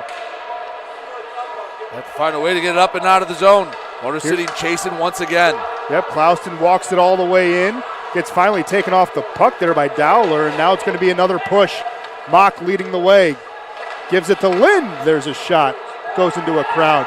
Stretch pass opportunity here. Suffredini goes behind the defense again. Has a trailer. It's Koch. Koch with a goal. He went 5-0. It's a 2-2 game. Suffredini waited. Found Koch. Koch went 5-0. Brand new game at 2-2. And Scott Koch telling everybody, I want to hear some noise.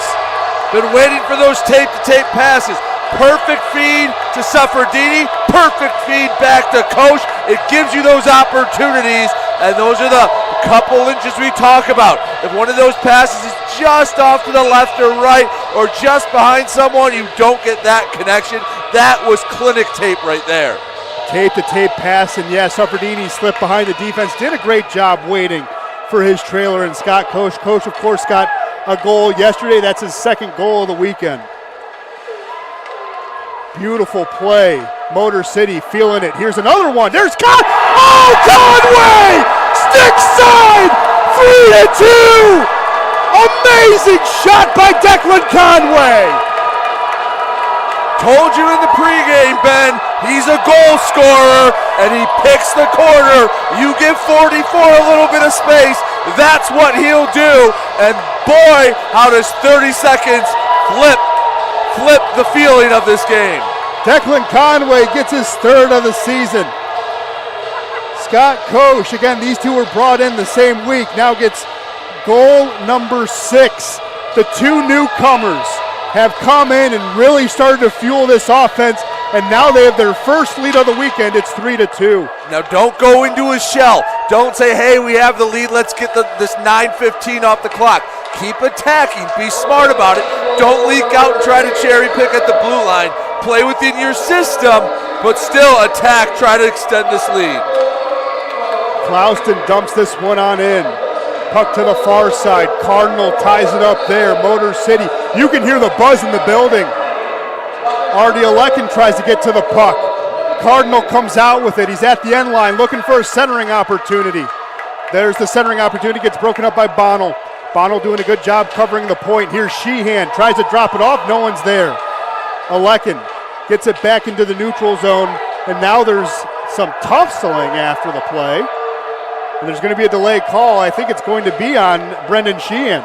Yeah, we had a Alekin lost his helmet. So we have a loose bucket on the ice, but Motor City with now a chance to extend their lead. Here's Koch coming back in. Dangles! Koch losing his traffic. Goes through traffic, lost his luggage in there. I lost my words. But of course now Danbury will touch the puck. And we will have the call upcoming. This is an opportunity to put a nail in the coffin. Well, they're still talking. And of course, who is it? A man who's not afraid to sacrifice his body, Cade Lambden. Yeah, Cade Lambden, hey, he's not looking at any of them eye to eye, but he's not backing down for many of them. Again, be smart. You just got the man advantage. This is the chance, as I was saying before the few words, to put the nail in the coffin. You take this lead, Danbury's really on their heels. Danbury kills it, Ben, you know. Even when you're down, if you kill a penalty, sometimes that feels like you have the momentum now, and then they'll be racing downhill and try and tie the game. Yeah, this is going to be the first power play upcoming after the media timeout for Motor City, so it's the first time we're able to say tonight that this power play is brought to you by Digital Macomb Indoor Billboards. Reach over 100,000 people in 1 month all around Macomb County by visiting digitalmacomb.com. Yeah, Brendan Sheehan will go to the box. And it's funny, Cade Lambden yesterday in the third period got into a fight. And he tried to pick another fight there. Yeah, he's not afraid to back down. Ben, you'll see some guys that, when it's the finesse forward, he'll have words, but when it's the 6'4" defenseman, hey, maybe he's skating back to the bench. Not Cade Lambden. Doesn't matter who's across from him. He'll stand up and, hey, I respect it. It's the old adage. It's cliche, but it's cliche for a reason. It's not the size of the dog in the fight. It's the size of the fight in the dog. Here's Ryder going against Ruiz in the face-off circle on the near side. Ruiz wins that one. Suffredini, who had 2 goals and an assist last weekend, has 2 assists tonight. Suffredini, of course, also had the penalty shot opportunity, been doing very well. Here's Koch with the puck, centers it. Ryder back to Koch. Back to the point, it's Suffredini. Suffredini goes down, he and Koch will switch. Koch pushes it to White. White deflected! Oh, Ryder had a good look there. Like this power play, cycling through, taking their time. When they have the lead, you can wait for the perfect shot. Don't have to press it all. Yep, here's White. Another opportunity. There's a shot. Good kick save there by Wilson. White picks this one on up.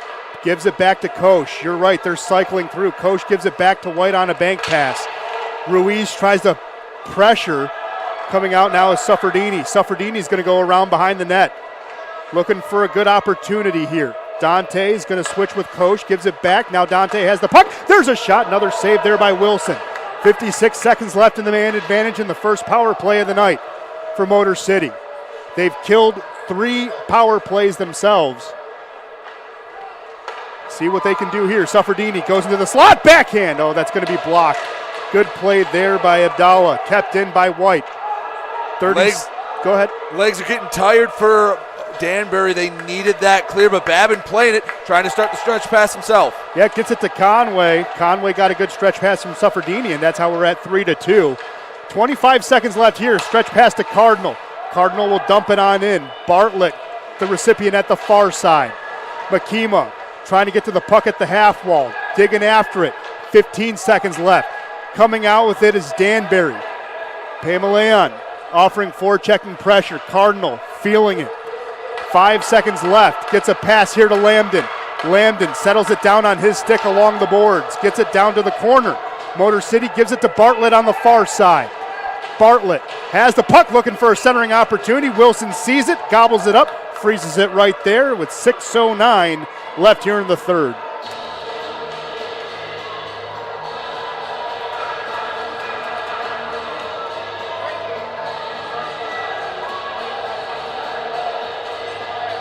Good line change. Conway coming back out. Bartlett and Koch, they're your top line. These forwards have been exceptional. Again, Koch and Conway brought to this team in the middle of October, and they've been point getters ever since. There's Bartlett with a good look. Easy save by Wilson. And I like that Motor City's still attacking downhill. Again, there's a smart way to do it. Keep attacking, be ready to bail out, get back, because you saw Ruiz, even down a man, was trying to jump a pass and get an odd man rush going the other way. Let's see how Danbury attacks down. They haven't been down a lot this year. No, they have not. Again, their only loss came in overtime. Can they get their first regulation loss? We'll find out. Plenty of time on the clock to change that story, though. Biggs sends it out to the far side. Motor City gets a clear. Motor City out shooting Danbury by a wide margin, 16-3 here in the third period. Danbury, Pamelayan feeling pressure. Gives it back out to the point. Gonzalez, there's a shot by Gibbs, and that's going to go wide. Pamelayan will leave it there for Kuznetsov. Kuznetsov has the puck. Gets it into the slot. Kuznetsov has a good look. Fired it high. Oh, good swipe there by Klauston trying to get it clear. That shot's going to be deflected from the point. Goes into the corner. Kuznetsov picks it up at the wall. Good pass. Now it's Gonzalez. Back to Kuznetsov. There's a shot. Good block there by Colton. Kuznetsov again with the puck. Gives it across ice. That's a bad pass. Here's Zolkanitz. He's just going to flip it ahead. Makes Wilson play it. That's that hockey IQ. Stopping action and making sure you're going to get a face-off down in the offensive zone. And really good work by Zolkanitz. And you were just in your own zone for an extended period of time. Guarantees you can get 5 fresh skaters out on the ice, especially with the media timeout. Again, I think that's coincidental. But still, you have the offensive zone draw opportunity to, if you can win the draw again, cycle through. 4:55 is way too early to go into a shell and play the just kill the clock mode and attack it that way. Still put the pressure on because, as you mentioned, Motor City heavily outshooting Danbury in this period. Now outshooting them in the game 39-31. And Motor City's played their best period of the weekend so far here in the third, especially after they gave up that goal. Yeah, it's been a good third period. While we have another break, let's quickly update people on what's going on around the league as well. Well, let's take a look again. Watertown Elmira postponed if you weren't sure. Final from Carolina. They beat Mississippi 8-3. Binghamton 5, Delaware 1. And Columbus and Port Huron now in a bit of a closer game, 4-2. Port Huron has been able to score, just not when they need them to. That game at the second intermission. So Port Huron going to try. Actually, this now says 3-2. The top part of the website says 4-2. The actual game page says 3-2. Either way, I believe it's 4-2 Columbus. Port Huron trailing on the road. Yeah, again, it's a tight race at the top in the Continental. Motor City trying to make sure they get 3 points tonight instead of getting 1 like they did yesterday. And that'd be 4 points against the top team from the other division. Obviously, you'd love to get more, but better than a split 4 out of 6, not bad, especially when you feel you have some winnable games coming up. Yeah, the only time Motor City's gotten a split, it's, they got the regulations win in Watertown, so they have gotten regulation wins. But they had the shootout split last weekend in Binghamton. So again, that was only 2 points. They could have gotten 3. So if you can get 3 here tonight, it'd be big. There's a good shot there by Marchand. He was the one who opened goal scoring today. Can't get one past Babin as he freezes the puck right there. But yeah, really quickly, the Continental, Columbus leading with 23 points. Carolina is at 18, but they're tied with Motor City at 18. Port Huron has 17 and Mississippi only has 8. Danbury, as we just mentioned, leading the pack in the Empire Division at 23, but right behind them, 22, is Binghamton. Good save there by Babin. Tried to keep that one in was Dowler, just bounced over his arm as he crouched down for it. A little loose rebound, though. That'll get the heart rates up of all the fans in attendance. You never like to see the frozen biscuit loose around the crease. No. Danbury will keep this one playing, keep this one going. Sheehan tries to get to the puck, gets taken off of it by Koch. Good shading there. Motor City trying to get this one going, get maybe an insurance goal. That would be big as well. Of course, Danbury trying to tie this one back up. First time they've trailed all weekend. Conway with a battle along the wall. Bonnell gives this one up, and then Motor City gets it into the neutral zone. It's going to be picked up there by Lind. You can see every time Motor City sends the puck deep, they're trying to get at least a few more fresh legs on the ice, especially here in crunch time. You want to have guys rested and fresh legs on the ice. Yeah, quick shifts have been a theme all night, and they've been good shifts. There's more tie-up right in front of the bench. Motor City trying to get a call. Koch, I think, got his head hit because I saw a player on the bench tap his helmet. See if I can catch anything on replay, but I believe it was the linesman that blew the whistle. It may have touched somebody on the Motor City bench. Let you know when I see a replay what they were hoping to get a call for. Yeah, but there was the hit. Koch was there, and see if you can see anything and update us, Brady. And just they were pinning him to the boards and the hands got near the head area. I don't mind that no call. Sure. Wasn't forcible or wasn't anything malicious. Here's Kuznetsov with the puck, fires that one, easily pushed away on a stick save there by Babin. Puck on the near side. I wonder, well, I'll save this thought for later on. There's a shot. Babin catches the line drive from Meow and will freeze it. I'm not going to bring up the thought just yet because there is 2:40 left, but we have to start thinking about it because we saw it last night. Do you think Danbury will pull Brian Wilson?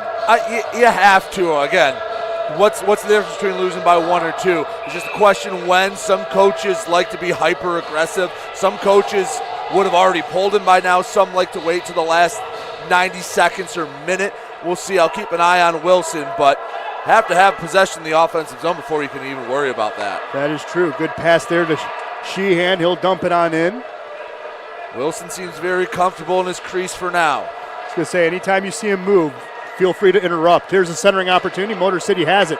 Here's Bartlett using his feet. That's his best asset. He'll just dump it on in. And the one thing that's good about that is it forces Wilson to stay in.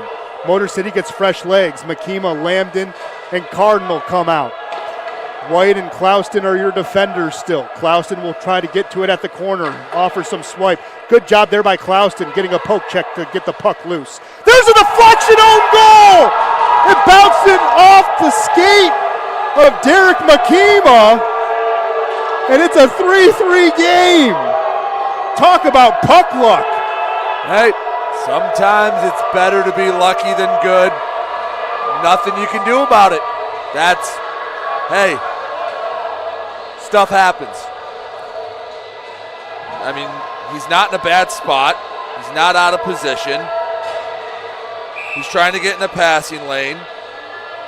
And he kicked his skate to turn his body, and he kicked it into his own net. Babin's a little upset.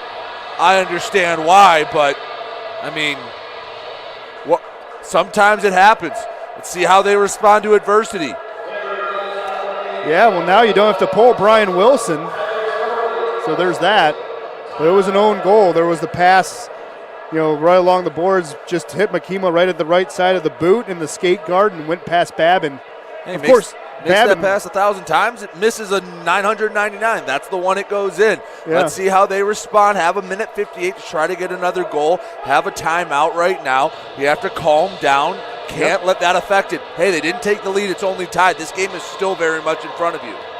Yeah, it's just puck luck last weekend was a thing that really helped Binghamton get 4 goals in the third period, negated a lead for Motor City. And again, puck luck here negates a lead as well. So still have 2 minutes to play.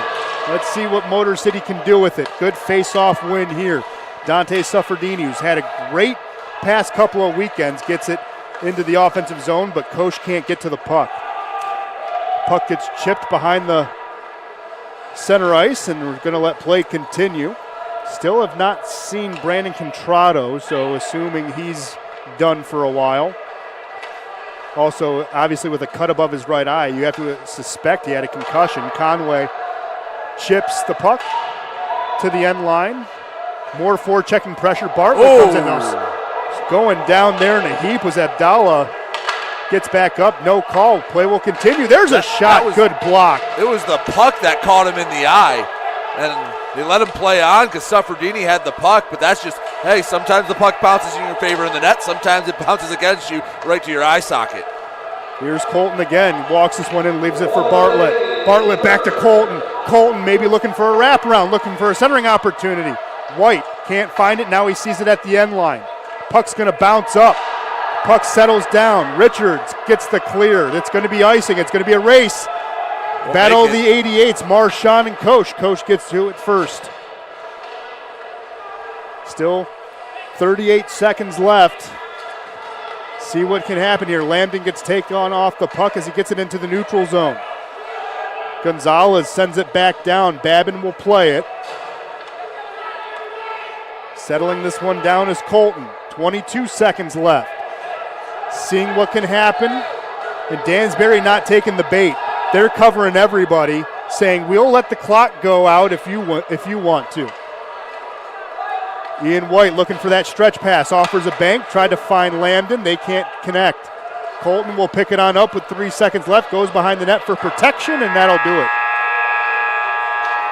So you were 2 minutes away from a win, a little bit of puck luck. And we are going to go into another overtime period here for the second time this weekend. So both teams will earn a point at least, and now it's going to see who gets the other 2 points. They're going to award that goal. The own goal is going to be awarded to John McDonald, which is not John McDonald, that is Connor Lynn. So Lynn gets his first as a Danbury hat trick. Congratulations to him. Assisting it was Kyle Gonzalez and Brendan Sheehan. But again, you were so close, 2 minutes away from getting a regulation win, but second time we have an overtime period in as many nights. Couldn't get one third last straight night. for Motor City. It is the third straight, and just going to mention, got to play discipline because you don't want what happened last night to affect you tonight. And it's not, it's discipline, and it's also, hey, I know it's tired. This is why, hey, when coach pushes you hard in practice, this is why for those moments, because last night, hey, Kai got a little lazy, was a little tired in the extra frame and just lazily reached out the stick instead of moving his feet, caused a penalty. Ruiz finished it on the game winner on a slap shot. Tonight, you have a chance to atone for those sins. If you score here, you get a true split. It'd be 3 points out of a possible 6. And considering you have Danbury, who is a darn good hockey team, if you can get a split, you don't feel amazing, but you have a good taste in your mouth as you have a midweek game coming up. You're not going to have long to rest on this, but take care of business here. First and foremost, like you said, Ben, don't take any penalties. Don't make it a 4-on-3. Yeah, no. Speaking of which, again, if you have canned goods, it's the holiday season. We're going to help out St. Vincent de Paul's food pantry. And if you bring at least 3 cans with you of non-perishable food items, we ask you please avoid glass because we will be transporting them. We want to make sure that they're good. You can get $2 off each ticket as we will welcome Watertown. I'll say, Ben, Wednesday. There's not a lot of people here, but this place gets loud. There's nowhere for the sound to go. Nope. This is about the standard crowd that we've had outside of opening night. And, standard crowd, I would say about anywhere from 600 to 800 for Motor City. And you're right, they get loud, they get rowdy. Sheehan, who has a goal and an assist tonight, gives this one on up. Abdallah moves it now to Ruiz, the hero from last night, leads the league in game-winning goals with 4. Stops at the far side circle. Gets taken down cleanly, looking for a call, but he's going to have to play the puck. Ryder has it now. I was having flashbacks, deja vu when I saw him hit the ice. No, it wasn't a trip, but still, you see a guy go down, you get a little nervous. Here's Sufferdini. Walks this one on in. Sees the wall of orange. We see that on the roads here in Michigan a lot. There's an opportunity. Sufferdini, puck is still loose. Koch picks it on up, holds it down. Koch goes to the circle. Can he be the overtime hero again? Backhand, 5-hole. Somehow Wilson makes a save. Scott Koch trying to be the hero again in overtime, like again he was against Port Huron a couple of weeks ago. But Brian Wilson is the difference in keeping it so far still playing here in the overtime period. I like the idea from Bartlett. He was being very aggressive, moving the defender out of the way. Again, you're walking the fine line. You know in overtime they'll let a little bit more go, but just be careful not to get that interference trying to clear the way for Coach. Yeah, Ross Bartlett's going to take the face. Excuse me, it was Sufferdini that was moving the bodies. You're all right. Ian White has the puck. Conway has it, looking for a cross-ice pass. Couldn't connect. White's going to offer some forechecking pressure. Bartlett's going to leave the ice, and quickly coming on is Clouston. Clouston ready to play. Good interception by White. Conway wasn't ready for it. It's going to be a turnover. Coming with it now is Kuznetsov. Kuznetsov walks us into the zone, gets into the slot. Good deflection there, helped by the stick lift of Clouston. Have to be careful 3-on-3. The deeper you get in the zone, the more guys you get deep. If it's going the other way, the longer it takes to get back. There's Clouston. No, had a good look there, just pushed it behind the net. Net went off the moorings as Wilson was hugging that post for dear life. Kuznetsov. Him and Lugo. Kuznetsov gets it in, gets a shot from the circle, and that's the game. Babin breaks his stick in frustration. That's the second time he's done that this week. And Dmitry Kuznetsov gets the game winner. And that's his fourth goal of the season. And you understand the frustration. Last night, the goal that won it was a beauty. This one, you think Trevor Babin wants back, walks in and beats him short side. That's a tough one, but you get 2 points. Last night you were happy with the point. You fought back, got the goal to tie it. Tonight, a little bit of frustration. You feel like you left some out on the ice. But like I mentioned before, no time to feel sorry for yourselves. You're going to have a quick turnaround when Watertown comes in on Wednesday. Yeah, it's the sour feeling because you had a 3-2 lead. It was the own goal with just about 2 minutes left. That changed the dynamics of the ice, and you're not going to feel good. But, again, it was one of the best teams in the league. You took them to the limit in both games. You just unfortunately couldn't get 2 points or 3 points, but you did your best, and sometimes you come up short. But you're right, you have to have a short memory. Wednesday night, another good quality team comes to town. Watertown, the defending Commissioner Cup champions, are going to be here at Big Boy Arena. You have to have a short memory. Maybe use this as fuel to say we're going to get one in regulation before the holiday. Yeah, and again, the puck luck that happened, it just sucks. There's no other way to put it. It sucks the way it went in, and you got a goal that maybe you wanted back, but and you go in the locker room, I don't know what Gordy's going to say to them, but you have to say, hey, sometimes it doesn't bounce your way. It's about the response, the micro and the macro. The micro response there, hey, they couldn't get the win. The macro response, how do you come back Wednesday? And then you have to follow that up with a trip to Delaware. So you're not going to have a lot of time to really think about it. You're going to be flying through this next week or so, especially with the holiday. Let's see how they respond. A good showing Wednesday, and you kind of put this weekend behind you. Yeah, you got to do it again. Short memory. We have a game Wednesday night right here at Big Boy Arena against Watertown. The Wolves, we earned a split at Watertown as they started their season with a banner ceremony against Motor City, and the Rockers almost spoiled that on opening night, and they spoiled the weekend getting the win in overtime out there. And then, of course, like you just said, Brady, after that game on Wednesday, can't really rest on your laurels or have the tryptophan affect you because you got to go out to Delaware on Friday and Saturday for another big contest. But as much as it sucks, you're still able to get some points against one of the best teams in the league. But again, it does. It sucks, and we're going to announce some stars of the game. It looks like third star of the game is going to be Dante Suffredini. He earned that one. It'll be Suffredini, I believe Conway number 2, and I believe Kuznetsov gets the first star with the game winner. And that is completely fair. That'll do it for us here at Big Boy Arena. We'll be happy to either see you in person on Wednesday, or again, you can join me and Brady right here on the Rockers TV network on YouTube. I'm Ben Salagi for Brady Beaton. Remember, always, wherever you go, make sure that you rock on. And we'll see you later. Take care.